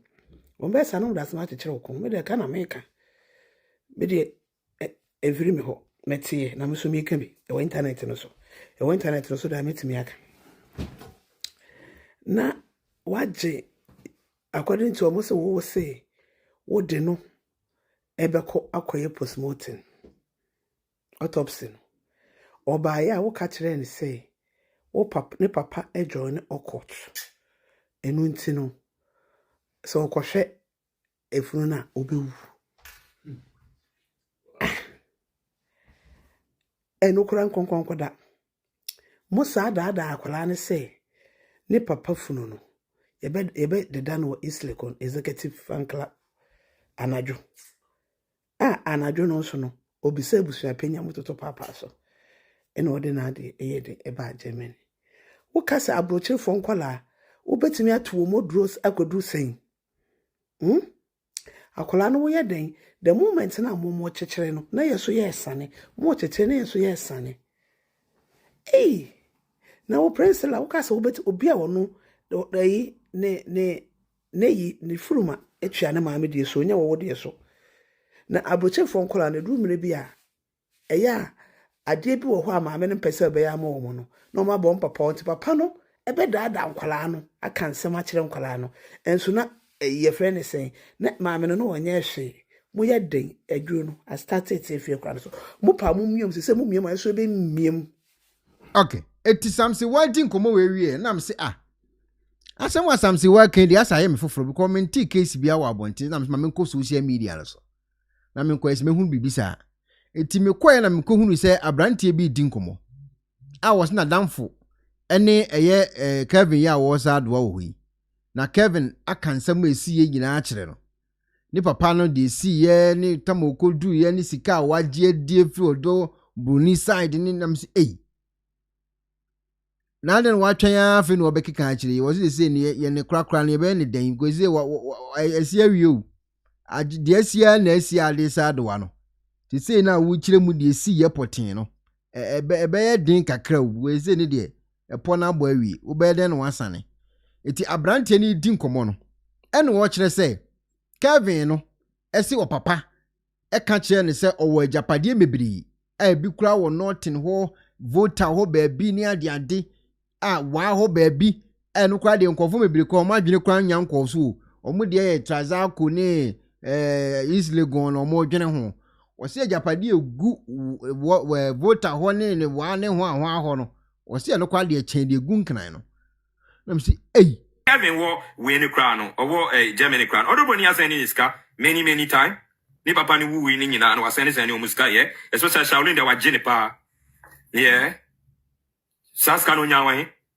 odoboni aseni omusika o waseni omuska or you nyina just to buy their mind, right? Buy them and she did it and she succeeded. She said she bought their mind. I didn't know Kevin into me answer any papa and he went to me and so went to me and put questions because what is kakakra. That's what the sir. That's how imagine that the cell about why that's how they convince you. Yes. Everything is well calculated. Everything was well calculated. I was well calculated. Mama didn't count nanuntum. Mama na me catch Shaolin. If utise calabash. Umami pewasempa. Umami nya bibia uno de bema. Odoboni be on fama obi no be pewasem achen. Umami da. Me pewasem nchen o papa. O papa be pewasem achen. Se na me pewasem. If you ukun kra no. On pewasem se ne o papa pewasem. What I say, oh papa no mommy, they will love every parents love their children more than now. No. So these promises na intro. Okay, one more skaka, one more diaji. Yebedi, it's not a problem. But men for what dream man, also no once he has been able to do that, you know, me mommy when ye. They think ne mommy for any autopsy. I could just say one who nipe no sign for any autopsy because we're you know, I could just daddy Lumba and sister now, or also Germany, you know. Your friend say, Brimpoma, sister, Brimpoma, whatever. On us cry, one find any who dead body, no. On no crampo coy, send on say autopsy, no. Because Satani Ajis Canina, Satan Puna, we declare a promise here. Or to a TV presenter, your friend say, Sewa, Mammy Mary, Sewa Mammy Ray, or whatever. I'm here. I'm here. Yes, I'm here. On no D can promise Kevin first time somebody up autopsy. The following day, Nana Jansen and Kevin say, okay, woman say it's not important. Now Lumba or joining some society. Now society doesn't want this. Now, what are your family member or don't sabbat kind of first? One our first person I'll be doing it. You are going to die next. And then Kevin, young boy or no, I've been away so. What I say, and man, you come at 2 years went to me, Uncle B phone so like one from the Indian DH brain. Almost your back on East Lego if you because you see a Nipa will have a brain, you know. You didn't go for what done here, executive sabbath. The honor no didn't even know we pay the last respect. After we won't be society in this world, a chess who are young Kata when you know way. What you are saying, Banembana, Amy, a passer, or Bush, and you one out, Papa, one, Abisa. No one to me and Kwanko, you veil and share the last kiss. No one finding flowers, so it doesn't happen anywhere. But I said, oh, you didn't so they were scared. You know, Sagana, Yapa, some trust, like they were scared of maybe Yabay on my draw and something will happen to them. I am a Yapa because many Kevin Casalazzo say, I'll come, Kevin, bro. Go and open the fucking face and look at what is going on. Is he your father? Did you see? He didn't even see his father. I am a Yapa. I am a Yama boy in the power. You didn't even see your father to say to give him last piece. Even put flour on it. He said there was a villain. He was scared, you know. And then I am a Yapa. But you know, this Odobroni thing, she knows the reason why Lumba dead. Only Onukwan on him the reason why. But it's your Moki can't send baby. And I say, this girl, what's her name? What's the name? Efia Shua. Okay, can't watch the same baby. Me say, Efia, you don't know anything about secret society. Why say you? Also, money, you know Calvin, yeah? Yeah, I know Calvin. When to me, that's nice. That's nice. Papa, yeah, when Calvin didn't see his father's face. It's my chance. Can we toli? Bro, what the fuck is going on? Why you couldn't even say? He says no. We are going to do the funeral again. He says the words he says your baby. So now they want to see the body before they bury it.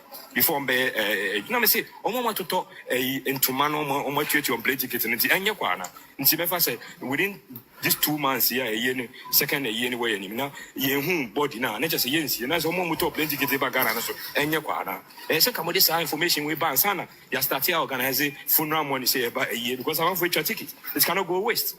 So whether you dead body, now our fault. You're going to do it the second funeral because I'm for Boca, you can't make it go scot-free like that. You understand what I'm saying? You're also in Germany. Or you in... Yeah. Oh, okay. Yeah. So we know we'll be able to talk to my church and to money at the end plenty of for channel. So open say and you say I feel I will share papa body. You know, you have to question it. He should come out and talk as a man. Where is my father's body? And where was he born? I didn't come. He says you're going to talk. Man, passion be so asem. Into no and then or your fat what is going and then or your family. Your person. Also say that to the draw. What's can I draw? That's what the fuck is going on. The band me draw say. Also say or become be on better to draw because said Odi can ba first funeral. Didn't call Dobroni one. What I say someone can catch any and draw and nama osro no sisiano. And says here or the BBA shares up Papa Bina. Thank you, Amani. Oh, sorry. No, you money. Go on. Money, go on. Okay. You got like 1 minute to go.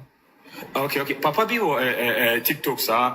Me Infinity. Also, America. I owe TikTok live. Some with the sometimes was shit. Yeah. On say Kevin. On no kasa. NDK that man, MBK whatever. Yeah, that man. No, say I say Kevin or didn't reaction him. Say NDK will make sure everything the truth will come at it. But on one kasa no show. Nti bibini NDK no or catch NDK and there's another guy omo ye no me say no Kevin come on let me talk nti me na me call Odobroni no me call omo blocking me all my platforms because person mo share me the code man ni wo mo say secret society or woman say katanani because when the secret society I know all their code my father is in it. What I say, all my uncles here, we are there. Me, I'm not there. Me a Christian. Because me, I don't even believe in that kind of things. Me, I just believe in God. Jesus is my savior. That's it. Because no matter what they do, we both Jesus so why should I follow secret society for what? But there's no secret society. There's none. That is lodge. The simple you find the lodge. You find 228. How the numbers normally? Yes, you understand? Ina kukumoti ni yecha. Mani. Ebacho, what's the man? Is it Calvin in the Surah and I said, the wire? Calvin, yeah, boy, no, the what body to know about Calvin. Oh, yeah, Calvin, so say in a draw. So, Okasa.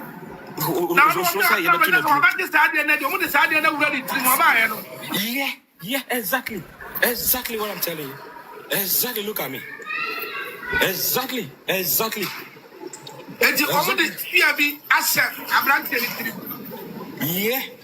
exactly, bro. Exactly. Then you have a long way to go because you are the you kind of say first son. Now, it has all issue statement. Pam, not the abba. Said this and that. That is a near sweet German because I say first time no more catcher and say, catcher no more see no or Hineby, or there's one or Hineby refi, or Hineby chrome. Baby, almost feel maybe a bush up in any fino. I say, or Hineby or yeah, Uncomo see anywhere, only first time or your majors or Mukosino. Or say, I feel a real woman who be Oman who Lumba, also on the crown fan and you can who Lumba say Lumba near and I say, the man of money, they never said their eyes on the body of the Lumba. Yeah, on the body. In a or say, Oku Adakano sono, Adakana Yasiakata, Nipeni Minukanka, Obehu, a T image, say a womb, but Yakata Sufe, you cannot see there's a human being inside. You know, monsieur, Omun Peso Biabe Hunanka, Omuria. We na a year now. I from the beer, not in the flowers at two sessions. Omuria, no one. What's it? Almost the killing, I know what the actual copy of almost sign on. Yes, Kevin, what disappointing the father power? What disappointing the father? And any son in Nessistana and it is a calabash, make a chance is a furniture, Shaolin Kung Fu, whatever. The Shaolin, which is a calabash. And also would they China, why your whole lawyer, aspiring lawyer, which is a calabash. I didn't tell to me, and Kobiation was no Ghana, dear Ghana. I said, Ghana, what? You got to fucking, you got to open it. Just open it. Ah, come on, bro. You gotta open it because it cannot happen anywhere in Europe. So we're bushing you now. Even or your far distance family in poor, you have to open it. It can't happen anywhere. Say, my friend said, we're bushing you. We need a katan and name for what? What kind of secret society? Secret society, then in a business and never or joining secret society. See, Debbie. Never been joining secret society. Or to gospel new year, Lumba is like he's a life man. He's down for everybody. Well, Lumba loves everybody. Lumba only Chino. And one say he doesn't want to talk too much on Kasabi Bray, but he's down for everybody. What I say, Kevin was some pictures with the family playing at home with Nima many ideas. Now, I didn't know from the social media. I say, oh, it's not important. I don't know. That's part. You can say you be a swatch. That's part one correct. Oh boy. On one anybody. Yeah, me a swatch. Did that for me? Yeah. Expert my catch Ghana for the Yamian said, they're the Lumba and another academy. And you Lumba the Dada Academy. In our face, or say later, Kevin say later, Mukacha and say, almost as I did know, East Legon. Senebea, only dignitaries can come and look at it because Lumba is a very, very important person. Omukoyi Legon, so Lumba Neo. That's only a crown. Yeah, I'm dad and Anna for the Sunibu. I guess I feel on Timin Kaza. The boy cannot talk, and Omu promises said, Sisiano, Omuma, Nimami, on Cananuntum, Nabi Bianyo na or no Kevin or Yeba Penny. Now you another boy, Biso or Brabi. Kevin's also a boy. There's another boy, but I'm meaning you free. On the calling Yame Bufukra. What is it? Kevin or Braba, I could be so. I don't even want to know his fucking name. On the Toli cry. On the summer catching somebody FM station, on Bema, no, or Bema manage FM station. And see a promise again, no. The girl is saying, yeah, girls in now, yeah, Japan mom secretly. Omukotnase, ya can't be until them my girls no more Jimmy on there. And the fellow said, no, they will never give you nothing. Wait, Jimmy, Uma means Sakana, Uma made the mouth. No, said Calvin, why Jimmy Juma? Other brother will never give you nothing. Look at where Jimmy. Since I scored him, my bloggers, and you're asking out, where did she get that money from? Okay, money, you know what? Now, no, what you are saying, you know. Kevin thinks that there is some fishy somewhere concerning. Yeah, now he knows. Right? See, I'm talking about Minachi. It's almost talking about Minachi, but I guess I quite too late. I'm going to do a double nature because of promise. Thank you, all gifters. What else here? Japanese mom, especially in Bano. Kevin heard for me just a sense. What's it? What with the sense I took Kevin to Mama, whatever. I want to know autopsy. We want to be clear here. I'm very sad today. One say Madam Bacho, don't say on site for any autopsy. It's in person who said, was there any autopsy or there was no autopsy? Person me clear. Autopsy no muna catch so makoye. And that's what my autopsy be akra. Exactly the make catch no.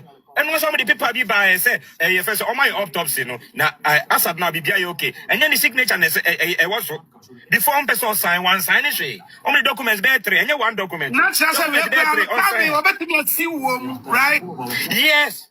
Exactly. But see, I know where Jabibia Mamo, like social media, is MBK, and there's another father before. Honestly, why don't say so? Or then tomorrow, why is good tea?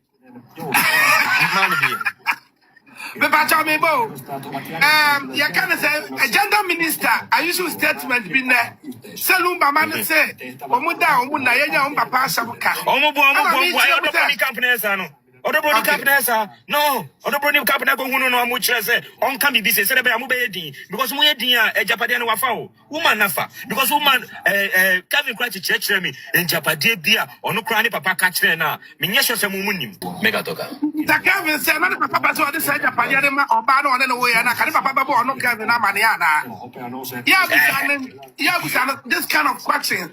No one who said, my name was standing for the truth, and nothing can harm you. Okay? Japadi be almost everywhere in Ghana. North Krabi or BBO. What is BB or North? Me was Obianpaka, North, anything about in North region. Obianka, BB, or BB or North. Yeah? Never put Japadi or North. You are now boy, the back of your man. Yes, I look at Japadi or I'm all right. Kevin in BB, OBP, Miss Akabi, Domo Kanekaswa, any Akrakers, come on. They were outside Akrakra also. Kevin in BB, if sir, Lumba, and the BB. I pastor no daddy bibi ma president na kwa baba ne ba Kevin amane Lumba no so no Kevin and the next case the catch Kevin say will disappointed papa big time why never just 1 minute let me mute say ya worry Odobroni on your no well if Ghana is the serious country as I'm like Sanka ya friend I'm not easy. Why do you force witness in the law of court? And Ashi Kevin, Mr. Come on, bro. So what are we going to do? Or say, in telephone, acquire course a court as him. In Chiron Casa, see out there. My court to know, say evidence in Nano, or my palia, my lawyer. In the lawyer, they say, but this one, there's a done deal. They are going to, our question is going to win this case. Kevin war win a crown or war a Germany crown. Odobroni has any car many times. Hey, Samu. Lumba case die ebetwa 2030 said the nkofo kekana. Say afia Kevin ene ne nua makota o maami achi. A o mu wivili de course wo kire wo mu no. Na akowe kra na o so mbeku ni sesen me ti asem na se o. Okay, so ya abrochiri akoda. Enti ono ka asem a ehu che no wakolu suku wo na abrochiri. Ah no kakra oye na dwuma ne ade afi na be mia na kwaku spirit de se ne obeje HD na damfo no esese na ne nua no anase na damfo Kevin no ebe so odi nkomo bata e too late but enye late sa enti odi ahyehyɛ nkofo bi sa wo kyerɛkyerɛ Japade ono ne papa ne kyerɛ ono Kevin no waye wo nothing oti de wa outside akra na too much kra ese de wa nkran na omo ye hu dede kra no so wo no kodu Ghana na de konti a oye din a wan kasa na ehunhuna na nadamfo na ekasa no nadamfo o se ehunhuna na edi hunhuna no enti no so ono Kevin no so antimi ankasa ade ombeka bia no waje so twen no so ya asemu hey case we dey just say you na nanom na de omu na asisu nya sa dia ebe ye nsem mebiri aye de ha. Every day be a story about one thing. Every day be a story for about one thing. Ever that gives you. Yan try asem way. It way Kevin. Adamfo ana bedin komo. Achirem. Adekunti a Kevin entiman kase say the atin news wo.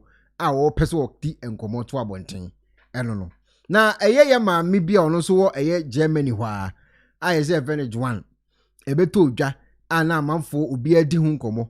Ye say eja police for say omo ho no munya akọ say abrante eben a wo hyemfinfin de obi mpuma achi a wo da snow mu a mugya atunu a wo da ho a police for ba le no wo kodada nti police for so wo check ne say as wa da ho na che wa da bonten wo mus be awese a che ansa na omo free police for nkomo a ekoso no na dia beto dwasisi ya kra ye say nipa na omo susu say wo de ade na wo ne husband ekun no no a yefe ne Joan no wabekasa amensa aka adekro a ekoso no mensa aka mabu ni nyina agire osisi yi na fada bi bedi nkomo na papa bedi nkomo a ne nkomo obedi no TikTok no no wose ono ne nam ne so a abrante eben ne kura beduru Germany ho a obekasa mebiri chire mu kwan ofa so ba ye ene ense mebiri ye de girl no ko ye wa pia bonten minim se mo kai sa story we ma me boka kranche minim se mo kai a one question. Yeah. Okay. Say a bedroom. Yeah. Then you ye GNE. How is that second bar? Exactly. Question can be understand what we say. On in the die. On in the die. No afase kan share ho ana say. First one, the first one. Na afase kan share no ho. Ana oba na afase kan share no. Listen. Bemano. Listen. On in that back. Thinking say in Namuno, the girl is going to accept, say, okay, whatever letter ma sign their ma lawyer no. The girl be accept it. Obey accept it, say, okay, okay, my according to Paddy Yoka say no, and our brother Yoka say no. Ampa. Bisa I dent na ye jano. Bisa that is one. Police for no munji. Screen recording more fast some no the one more 10 years some no cry na ye baby police for some munji. They are very smart. They know whatever is going on. Within 5 hours, one day. Huh? So what I'm saying, is this the first time I'm talking? Then I will not talk on any platform. You get it? I didn't think I jano. And mum bisa mum say Ghana for na di obi picture ni din to internet. Say ABC was telling it. Okay. Eti minim se munyina makai sa audio we no munyina makai. Wa won kai de obetima ko me page ni so da so obetima ko akotie. Sister na ye tusu say ono na akum ne ex no wabekasa na yentie nanum asem ono na aye audio na mensa aka bi ade property esi ye ade course nyina course wo no ene one ne nipa ne ntem wo se enye ne ezu ne husband a omunja ye na akwa na ebodobu game sister ne be kansem ni nyina sese ba ko ne wawuko bra ebendi wawu iti de aka wo physical ha bia physical fo ne be kan mo asem iti sister no ensem wo be abeka sese wo wa abonten police for say so mo investigation to wo home ne nsem a wo be kan wanka se tie nsem wo be kan you ne fa comment bra say no nam so mani patimi etu free mpuma mbeto fom de a na ye nyina ya adwene ho adwene ne ya adwene ho ye ntie bi ntie nkomo hello yo yeah actually your family Joan now me ni me kuno e wo Ghana na ye kasa wo telephone so na me kuno no bi na introduce me kuno maami because ni bo a nipa no na nipa no so aba Hamburg na ni ho asen ho chire no nti se na me bo a nipa no oba no sister no me bo a no na even say me ni me krata ama manjiniska nti se na sister no me bo a no kas oh makoma ye na se na miti no owo bra bia waba Hamburg waba abrochi ono no hwe ne ba ma no misuma ante se ono a eno oni boy no mikunu no number maame ena estati se ye kasa nti ye kasa na ase ebe mu nti ese ye ware yenyi na emienu ni agree se be ware ena me call Ghana is around 2017 mu ena koye engagement is around December 2017 ena ye court wedding court wedding 2008 which is 2nd January abusiamu tieni yo ena within 1.5 year no ena misika ni mikunu sika mi late husband Beniza Baka misika ni onu ni sika no ena mi bra penny oti Hamburg ope traveling tour for ena mikunu ebe ka me ho e wo ha sei nti mikunu be ka me ho no ye church wedding October e wo Hamburg nipa okasai Juan no de meba bibia everything was okay nipa okasai Juan na ekasai de yesusu se ona ekum ni kunu no ona ekasai nchiremu no afede wono wankasa de aba na mensa aka bi yenti na wankasa so ye analysis for pen no paper na ye analysis me feel say our for there we be fun we na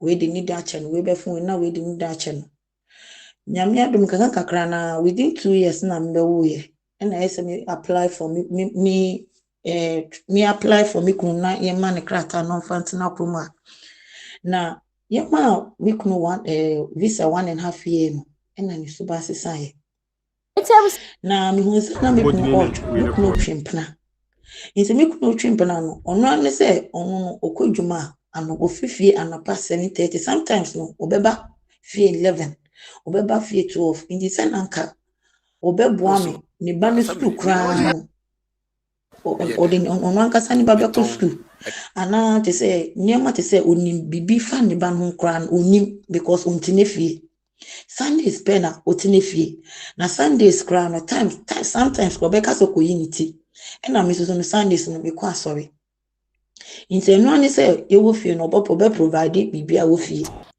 honum de yenko because nkola wo fie nkola ne minsa nti yenko nti bibi ne na me da hye me ho as a school akwala ne start kindergarten kra onim ekwan a me fa so register akwala no kra wo kindergarten me wal me ne me kunuti nti saa na abedidi mu ani 1.5 year ne ewie ye no as a sign renew man no na ka me na me renew man no bam me renew man nti na me twetwe me nan kakra na me kunu ka se me kunu ohun se me ntumi me mpese me yama no na opaki ne niama na okotena ne fie muntie komono na okotena ne fie no kra me tama me ne tini nyina no na onye oba na ye friend root no wawari na wa 5 no na oba no one oba ne twempna for example say onye oba ne twempna obon say te say me di me birthday me kunu ontumi impose me e woni status intimi notice sa ne ma ne nyina mo say me kunu no oba be hyehye ho no sometimes obon sa ho mache ya dakra na oba no afre me kunu intimi kunu tuko ono ankasa ne fie no e na onye oba no hyehye ho no because o feel say oba no betimi ama no ne krata no but me kunu ya this miana me no me kunu ofri fie 14 July 2004 na me kunu fie me fie ekotena ne fie but yenja aware busia fon abisa no uyiri no peso ware na krata nti na ware krata nti na obeware uyiri na osi de bi na opena ware muntio nukreni me kunu no de yehia wo fie bia na oye oba fie ho no sometimes opo adwuma kra na me share no so beske bi na odwema me na ode ama me bronya me birthday de obetoma me no na wato ama me oto niam ama me to this ohwe yet say as normal kuna ohwe ne yere to the same say ebi kura so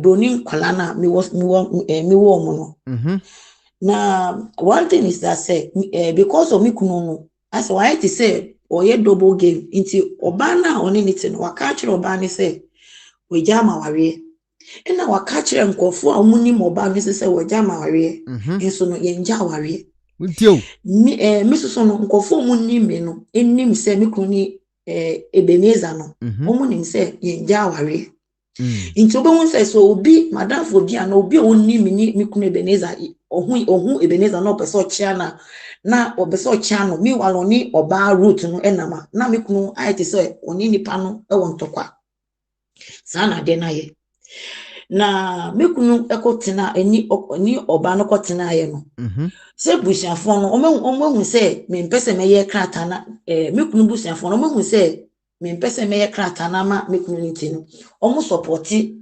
oba root no which is the second wife no because omo feel say second wife ni na obeti ma ye ni krata ma no since 14 July now make no feel me hono no wa ye ho bia onye oba no ama omo aware owo krata so munti o eni me kuna ware efense court me kuna sa akọ ware oba no so biom e wo court o e wo hin Ghana na asan yefa ena odi ye ni krata e ma no enu kwa me sure I think say enu tin kra na oba na sa akọ Ghana no ade ni nyeye dise miana me ma me kunu we no papa ebe piemu ewo court ye no bia wo abanse me adeni start ye no minister na yefen minister we see no ono minim no maboa no any as accommodation da na me kuno picture na odi akoto ho no ma ono no di information ni ba out no me the information the oye no we ni nyina akoma criminal lawyers no because incidents ni see ye no Hamburg police for no omo press release aba without mentioning my name, without mentioning baby, even my house number, and I make no needing. But because of the year that for me, obi pesoka se me na maybe can asem when terminate no, and or me kuno picture, and or me din ebe to TikTok. Onim se me the individuals so ni na edama police for any criminal lawyers for no. Me kuno on divorce me. On said dentia me kuno ba oba fie. Ye dia say Mami. Nkomo de wudi nkomo. Nkomo de wudi nkomo a wuchim. Ta den wo wuye no. Hwane mnyam na beba kire ana. Den wo wuye. Se kan no den na hwane na bese yete. De okeke de asa ma de na wa. Nipa wo wu ontimi nkirim. Wo wu Wonti mambe yi ni ho ano wode ewu kan ba ewu no side ho no ede na obepie fie ode se kan no wo no ho no ehon de ye ne ko kakra ma na ase be ni de awadodo couples ye mekunu no oba na mekunu ni niti no odisive no mimi no minim dada since mekunu fie se mekunu no ne oba we route no na etwimpna on se wo ye de na wo kunu pe masema on se sometimes no on kan baby on kasa ho bebre sometimes no wo yi weni mekunu ba oba Saturday se behwe akola no se route no so betie o asa odinani beto ho a se oba mekunu ba ya oba no frɛ mekunu no ebi won titwi obo se mekunu fa telephone ebi ele twi kan ntia mekunu fa telephone obo se na se telephone no ekɔ so a na fe de na mekunu ne ho po na ne ho ne nyina prun so because I say on to me fa telephone at the moment ewo menim okay sana mekunu behave at the night say mekunu I say o person nya krata no ho ana o person nya krata no second wife which is root no ho no ena root no second wife no oni o feel say mekunu a divorce me nso no mekunu divorce me me wo busiafo e wo Hamburg me nwa pani pa wo ha me aunties wo ha say ena mekunu so busiafo kra wo Ghana me maame mu wo Ghana ensa ana even information po say mekunu say na mekunu akọ obi enim sa issue we want to say issue we appear into say mekunu ana obi oba o second wife no ka say mekunu aja na ware enye nukre ya to the sense this second January we no mini mekunu celebrate your anniversary to the extent say Chrome has in Hamburg no your baby a friend Hamburg mekunu eto ring new ring mami ewo gold shop ewo Turkish gold shop which is ring or ring mami which is me while I have the receipt no cry ewo hono say you call hono to ring because of your celebrity your anniversary mekunu ba me hon on say intokwa ni yentem on say na me kan say obema ne kunu twimpna ontumi ka ho hwe no ni say obema no ohwe Christmas so ono ato gold earring ama as obronya ade no ato ama uma no asua emo ewo wasua emo na waba no abeto we no ama osika munkoto say ni life a oye they want to me enye ne chinchina say na wo twimpna want to me enka ho asem bebre want to me enka ho asem bebre but I say me kunu no o say oye ni life agenda I say double or play double game o mi honuma oni mi o fi mi honuma oni oba no because of the obegeni. Okay. Mikunu no denti oba face denti oba me honum no de ase honum na akoye se police fasem nti mi nyina wo police fon mama nkomo idie ama nkomo ya tintin pa o nti de okan nyina kwa ko se police fon investigation mi krum mi zen ka be kan de si nyina kwa mi kun de si ya se police fon investigation is the police for say honum nti honum de me ntumi ka asem bebre me ntumi ka honum asem because ya cast si say won say afena investigation ne ekoso nti honum ni de me ntumi enka ho asem but e bia ye nyame bo na ye wie bibia de na ma be ka de nti a e ba ni saa no because woni oyire agya ya wo be ye den wo it was Thursday wo be ye den ama wada ye nyina naked yada wo be ye den wo hono and me one so no in the second wife no kran say wo Ghana in this so that time no una wo ye den ese mo bisa sa questions ni nyina you say ye mumu say ho questions and a second kran me phone chromo has a we aban no omu wa adwene omu nim de ekoso me phone so I say bibia omu ye investigations bibia inti mesere say honum side ni de me to me kan ho asem bebre omu wi omu dwuma wi a then de metima ka de see na mabeka me dase ai assemble kra ni ababehie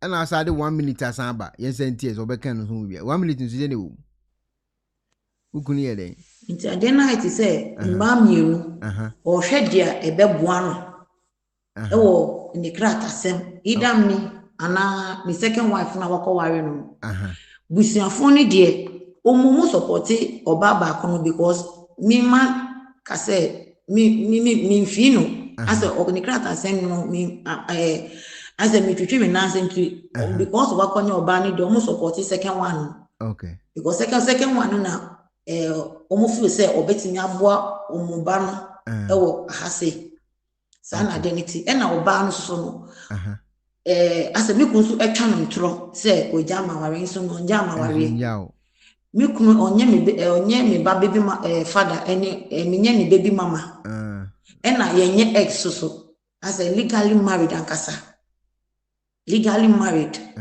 enye say jaware na twimp na dabi enye no bia eno ano no hey hey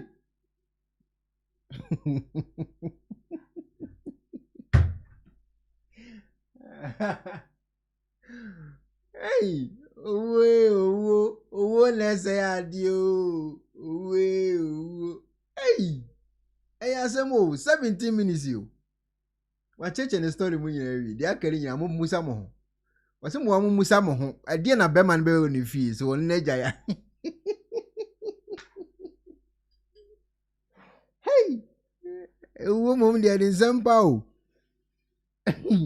eze de yanga se yenye o ma exams yi o ma adwuma wase mo nwene ho ede na be mo na gya obewura ne dem mo nye exams no na mo check sa no mani nyina na mo musebusa mo ho questions wo mutrim so obi on na gya ede na wawro no ho an no da ne mpaso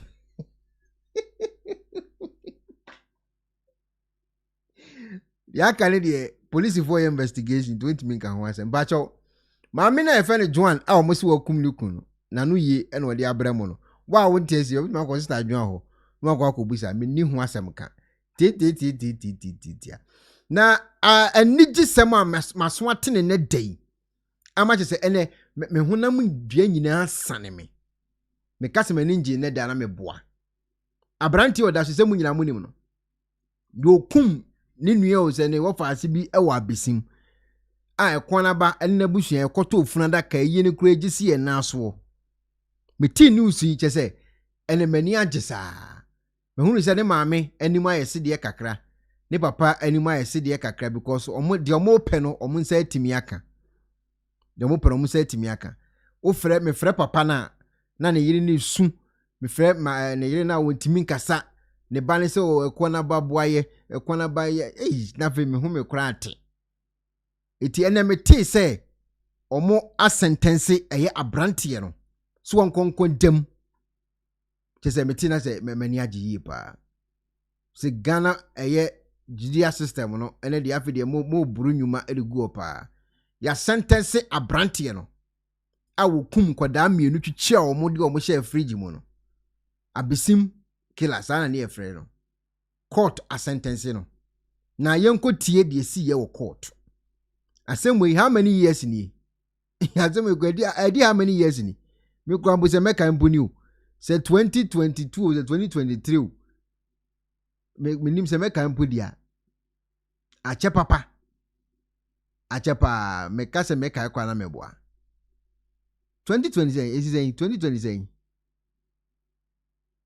ache pa ache IGP 2021 yes 2021 to 2025 yes 2021 ho baby 2021 na assembly start here finally appear Richard ye de no ama eye prison yeso won konkwesem yenko tie de si ye wo court ene de we wie program we kwa na meda te mi wie program ma mpeke kokka ma mpeke sa case ya mati se mi wie program we na ma mpeke kokka me kwa akoda ya ni di Richard appear afi 2021 ebeto ja se wekum kwala mienu awoye ememu amienu ba ko di 12 ba ko di 15 ewo abisema ewo bono region and the court edina asem ama atemu aba na ewura Richard appear mention atemu e ba ye no mi didi se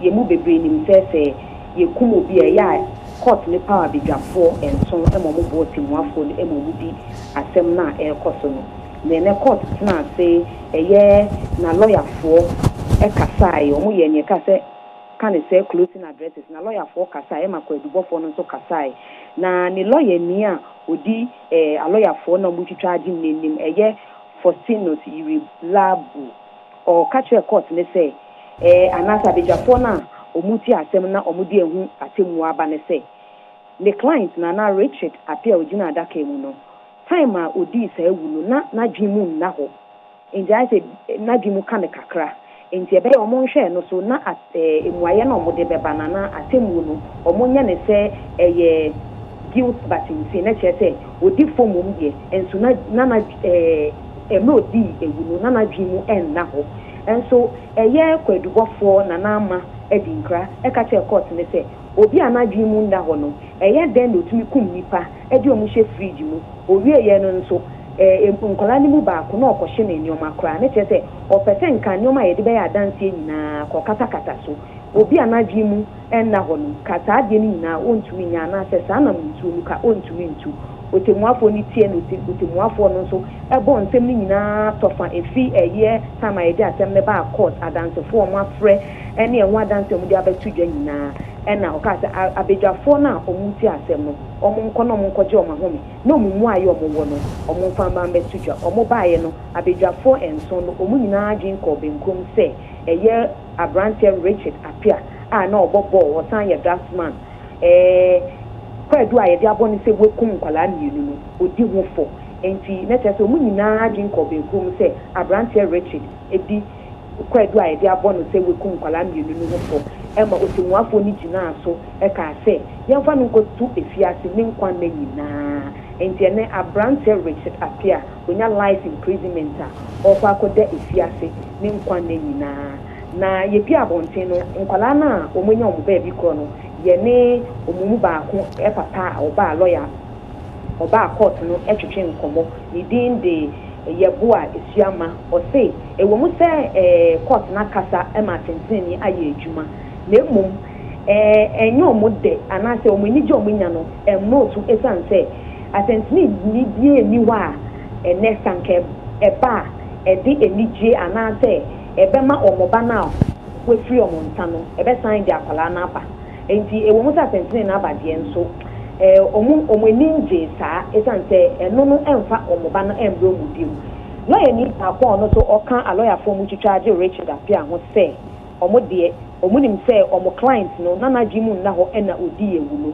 enti no omo ma ne nso wa omo beko appeal enti efichi na ekoya omo betu hu anamo sadat aka akoso ewo aka high court Philippa case ya che dodo na no erefi ka yen be yen finchi asan ena sasem yi esiye yo asem we esi afi 2021 ewo abisima ebentunyane ye da sorry ya ye te say ye say already a ye friend Richard Apia yakohu se enkwala mienu bi ana omuwo area ho aye se omayira no enkwala mienu no ye hu se baako ewo dan baako mu ewo ni fie ho ena baako enso ewo fridge mu nti na chese we kum enkwala mienu ni nyina ema emu baako kwa ni yemu ade ana se ne aboni beka no se intestines no wakosie wo kokoo efuo bi a ewo ni mfichiri enti asem ni na akoswa na nkaka obi beka se almost 6 years ni ana se 5 years ene ne de obi beka se abewe yifuma kwan mu nti bibia da na kwan mu ama ene abedwafo no de mu ayaba se Richard Apia ko edo idea boni se wekum kwala mienu eye Louis Ajiman ene Steven Sapon no odi hofo enti omu nyina akobem adwen akobem krom se onko na onko da efiase ne nkwana okay Philippa case sorry for nya ntie se omo abisim ho na omunim crash na Richard na wadi sa nyamerasem yi na omo ta aka se ne pedua kwa na otwitwa ka bi ta ba ho Porsche cars bi ta ba ho mususu se wo ton ne pedua kwa no e de masa afo no efiri se case ne ba bisim ne apart from Richard na ya chene no nya ntie se ya chobi fufuru bia aka no ho yo so that apart from Richard no ya ntse ya chi obi fufuru bia bi nenso ene nkwane baako a medi kan ka se omo ne papa e ba court e ma ye wie ye one ntentrofo etwetwe nkomo no papa no eye Mr. Yebu Aisua ma o ka kire yen se ne nti a omo gusu a omo di areho ana se omo wo mo se atemu aba enti ke wo se eye omo den so omo anije no emro so esan se omo de hwe ni mebio no osan ka so aso se ogidi se nkofo bebre tai ade n'echi na enya Richard nkwa onim se emra sefatemu no nyame be ya adom ama apotifo ensan aka omo ka hu ni nyina na omo so se ne ne Richard ni wie ya aba no omo so emra ni omo edi ne se ne fata Philippa o se guy no Richard no na ne mra nim fo ka se saa bre no wodi yawu no na adwemu na ho na ene wo hwe ni su ede ne bani de nyanyemu a wo hu ni se na adwemu da ho no mu ana se se ne omo che no na wote no ene saa na wote so that every time I free asem no e wo court ho no mu ana say the few times I monitor case we be seen no oba e oti hodi hu ni se o kasa na bi ototo ne nza ya Goni beka say has this very calm demeanor. Ite you be ata oyeboko bi hu ni se ototo ne nza na se o kasa oyeboko enen so saa empo emra asem woni ba wie ye na ye pie fi court dem ho no baby amefa ye no na posifo no de ne be ko nti o mo de ne ba baby ayen ye wo no ofi adaka no betena baby ya wo ba court a wo betena no ya fa ne nche no ye boko ti wodi meti so bi ko bi san ne ho te sen o je set ne ho ye enti se me hwe ne me ye dia mintumi nkase na dwimu na ho nso na lawyer fo e na ye ka ene no na kwadubofo no so se enye no kre etanso bi anaji mu na hode senia odi ewu na o katakata ne o ma so se be ya ye hu ne kire akwan no no nkyere se mu nyi ni se nipa no na dwi mu na ho na dwi mu da ho pa na odi edi ewu Philip answer na media akwan no krachi na busuafo bi ba koto ne ye de ne mi gina bontin a ye de ne betin akọ snap otifo ka mu me hu se ebusuani bia edi echi ebusuafo a mi hu wo court dem won ne Steven Sapon ne maame ene ne papa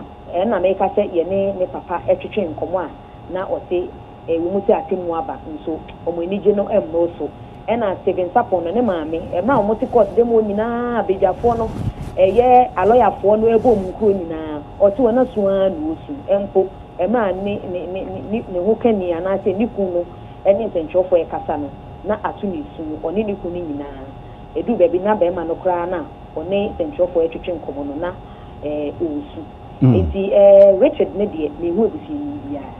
All right, abusiafo se de akosi no Richard de abrewa yipuma okwam a wokwa akoda ne ya ne ho na muka ne papa nkomo bia odi ne mire bi atwa mummusa ne question yi obi otimi twitwa nipa ekum nipa eyiyi ni baabi eli bi se di freezer de aka okosi ne nkofo tuka ba beto hwana na beto eti mo jeli ne all right de mo jeli ne yete ase Nyankopon jams mo jeli no but questions wade no ho hwana na ebeto sa enioma na no otwitwa eli se di freezer no hefo na beto because omsi won kwa na atifi ho ano anadwons na kasa be gufi ho na kas ne tonio man de ko enti hwana na ebeto because utimi se that day no okum sa nkola ne mienu no na eja tuato e wo se nkofo beto sa de ne sa anadwo no onye obi ankunu no ono ache ono anu a okudwitwa no de ne sha fridge mu no ko na eja tuato eti hefo na ekoto sa de no a odi bi se deep freezer na oyijima wo mo no ese check sa de no because otwitwa okum wo mo anu onwe o onye so wo re o okun a wonwe wodi se deep freezer na nkofo abeto akọ nti hefo na ebeto munhwe ho nso asem ne kan yi mai okra mi se baby a ye aduane loro kwan tie ni fie no mu kwan be se about 300 meters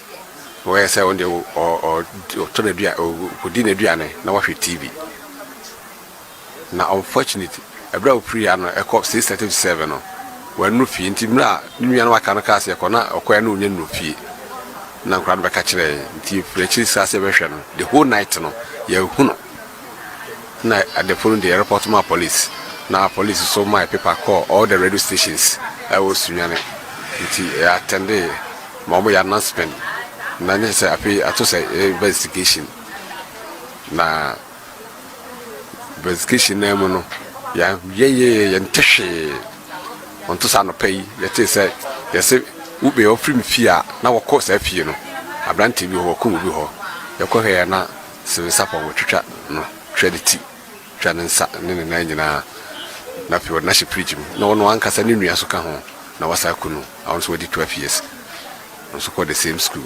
no na brantie no ne kura wum ni say wasa madam for na just 4 days and oba mfie say isana ne adwuma kura kakra wa surveyor quantity surveyor abrantie ne quantity surveyor nti oba mfie kura say ono ankasa na plot bia wo si ne fie no blocks ni anwe nyina guso 3 trips ni anwe nyina nti menton ma no ena meye den beton edema no nti eno asas yesterday no abrante rankasa ba me fie ha okra me say baby ye aduane wo etimi me question ne ye say na otwitwa nkwala no edu time am say na tofo na adolfo no etina pressure abaso a wode ne nua akura twitwa ne nua ka ho ahifo na oton sa nkwala ne ma o ma jeli ne yate ase but ade na otwitwa no wonwe oton sisi o mo hunu na adwene ne ye no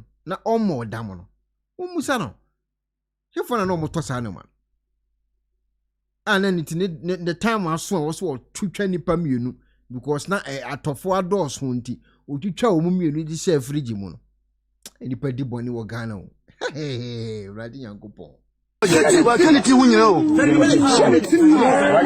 wa kaniti hunyina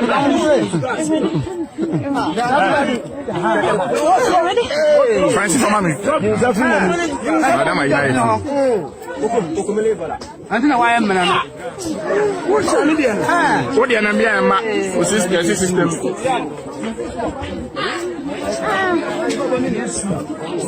akura kitwa we na di bon eze yene abrante ne tentamu hayi yene ni nua ketwa ya nwuna be 5:30 na yene omu nyina tete bia bi wo kwan no ne tete nto free bekum so ko bekum oba no kita pizza ne kita no do no so ni ana so omu ko fie no omu ko de ne akra ne wo fa ba ko so ka ho nti wana odi akra ne ko fie be odi eja odi ne ko fie so ni nua ne ko fie nti me de mi ja pa sore nti mi fa so be do no mo sa akra no mu hu no na se odi ne bra no no mo na nkwan so ko fie nti omu mi sa ne bra ne yi ana bia say o turu o ne ko fie be akoja kwan say o ko fie nti ko ja kwan no asa kwan nuru fie sa no no say a finish ne de na se denim ne so ye ne na ma na dwuno ye tini pe no ti ye pe na ye hu nti ye ko police station for report we ye police for no say o de ye nko na say zenya be report nti en ka na so nti ko ye kan say information center abisin ko na so no ho sister na ma men tia na ma me say on dey wugidi sa akra no wo ni nua no ho nti ye ko denim ho nti ampa yesu first ye ne ko ti dan be say 5 o ye fini na ye wo ba ko no mo atum o me nwura ho no o si bi dan bi ya han dan be ni pa ko nti ato sa ko nti ko ne nya ko na nwura ho ni ye san ko police station ne ko nti ko no ne ye ma police for the lie say akwana senate ye nya onimi nia ni ya no onimu Jomo Chino, none mammy, still mammy compete, yen some few melunti ampa, your book that done about Pone way to honor, I and your can dream. Where I could fight you. I was here and yasam ketwa. Ah, Missy, Miss 12 Franakan, Yan Toma a crown is here. Now, Omu just send the picture and a bremeno. Hey, anybody wicked who met Mario. Ni papa ne send video no ebrem tam omunya omode hye no mukosie no that dey comment me anda he anybody wicked do but twitwa no correct and I'm say doctor snapping pam ye and omode man ye yonkosie no hey you feel say some hey the pet me hwe ni panim no watiuti no watewonsa no watewonsa utitwa na apo se de wachi akokọ mono na wo papa no enye hizo as wato akokọ mono no na wo papa yakọ akudi no twitwa ba bia de anya nyina no wayi afrim na de ye no watwitwa no de ahye frigim hey akwan mum no ye wicked akwan ye wicked don da gastino question okay correct was Ekuonaba nipa kura ne wotua ne lawyer fee de man na was investigating the nipa kura because case ya che papa eti nipa kura no otua no ho ka no e wo se check say nipa kura because so even say enya ban na say enya ban lawyer no afa enya ban lawyer obi mom na etua ne lawyer ho fee ka ene won so wabusa question minim say ban lawyer o don ma menti asam biase enya ban lawyer mom na hwe akwawi obi ti Ghana no afa lawyer ama no Don Agostino. Chechemu ye na mentiase asema akede mentiase. Abrante no okum nipa na otwitwa ne share fridge mu no. Ni lawyer na na o defend no no. E obi na na etua ne ho ka wo Ghana wo. Obi na afa lawyer ama no. Asema aka ne no kure don. Ene se nipa ko wasi hu nipa ko. For 5 years ni. Obi ne tua ne lawyer ho ka for 5 years ni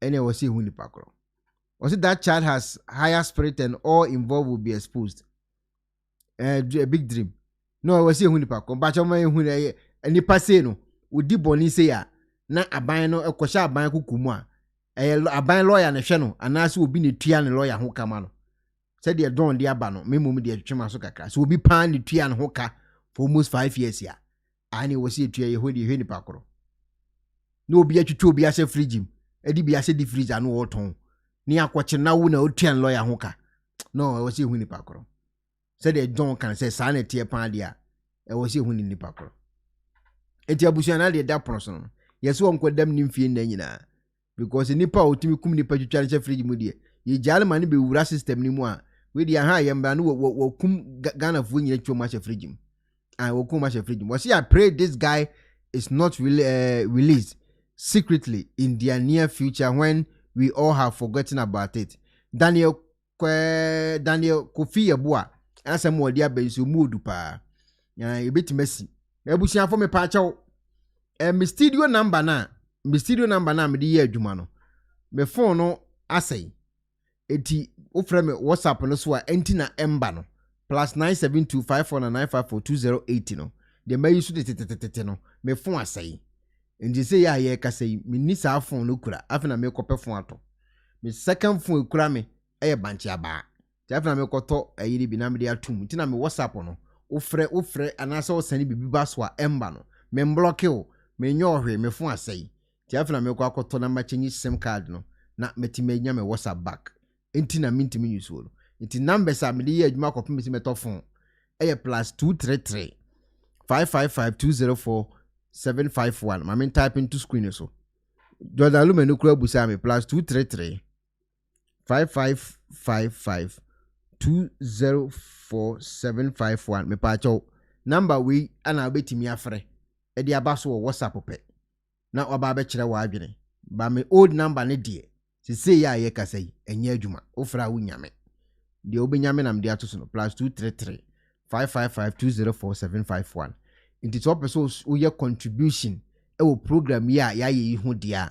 frɛ number we e WhatsApp pe ne bra ne be kire wa adwene ensema ye bobɔ so no e dɔso e pages wo baswa de obe kai ana de wotimi e kai no na wakan no ama yati kakra bi na ye kɔ anim tititititititia February 2026 eye bosumi ya ye wumi ya eye krono bi ekɔ so ewo Oshima Manfrom okay enam so ema Mr. Andrew Samankwa ehwere ne nkwa ewo akronfo nsem abro mu san age ne ka Toyota Hilux ede ekɔye they see Sammy Gyamfi ase wono no ne yire ne papa eye Oshima Manfrom yes Oshima yeah enti sasem ni see no enam so ma the Inspector General of Police a commission team say omuna eni akire na omunhwe no omu ento team no na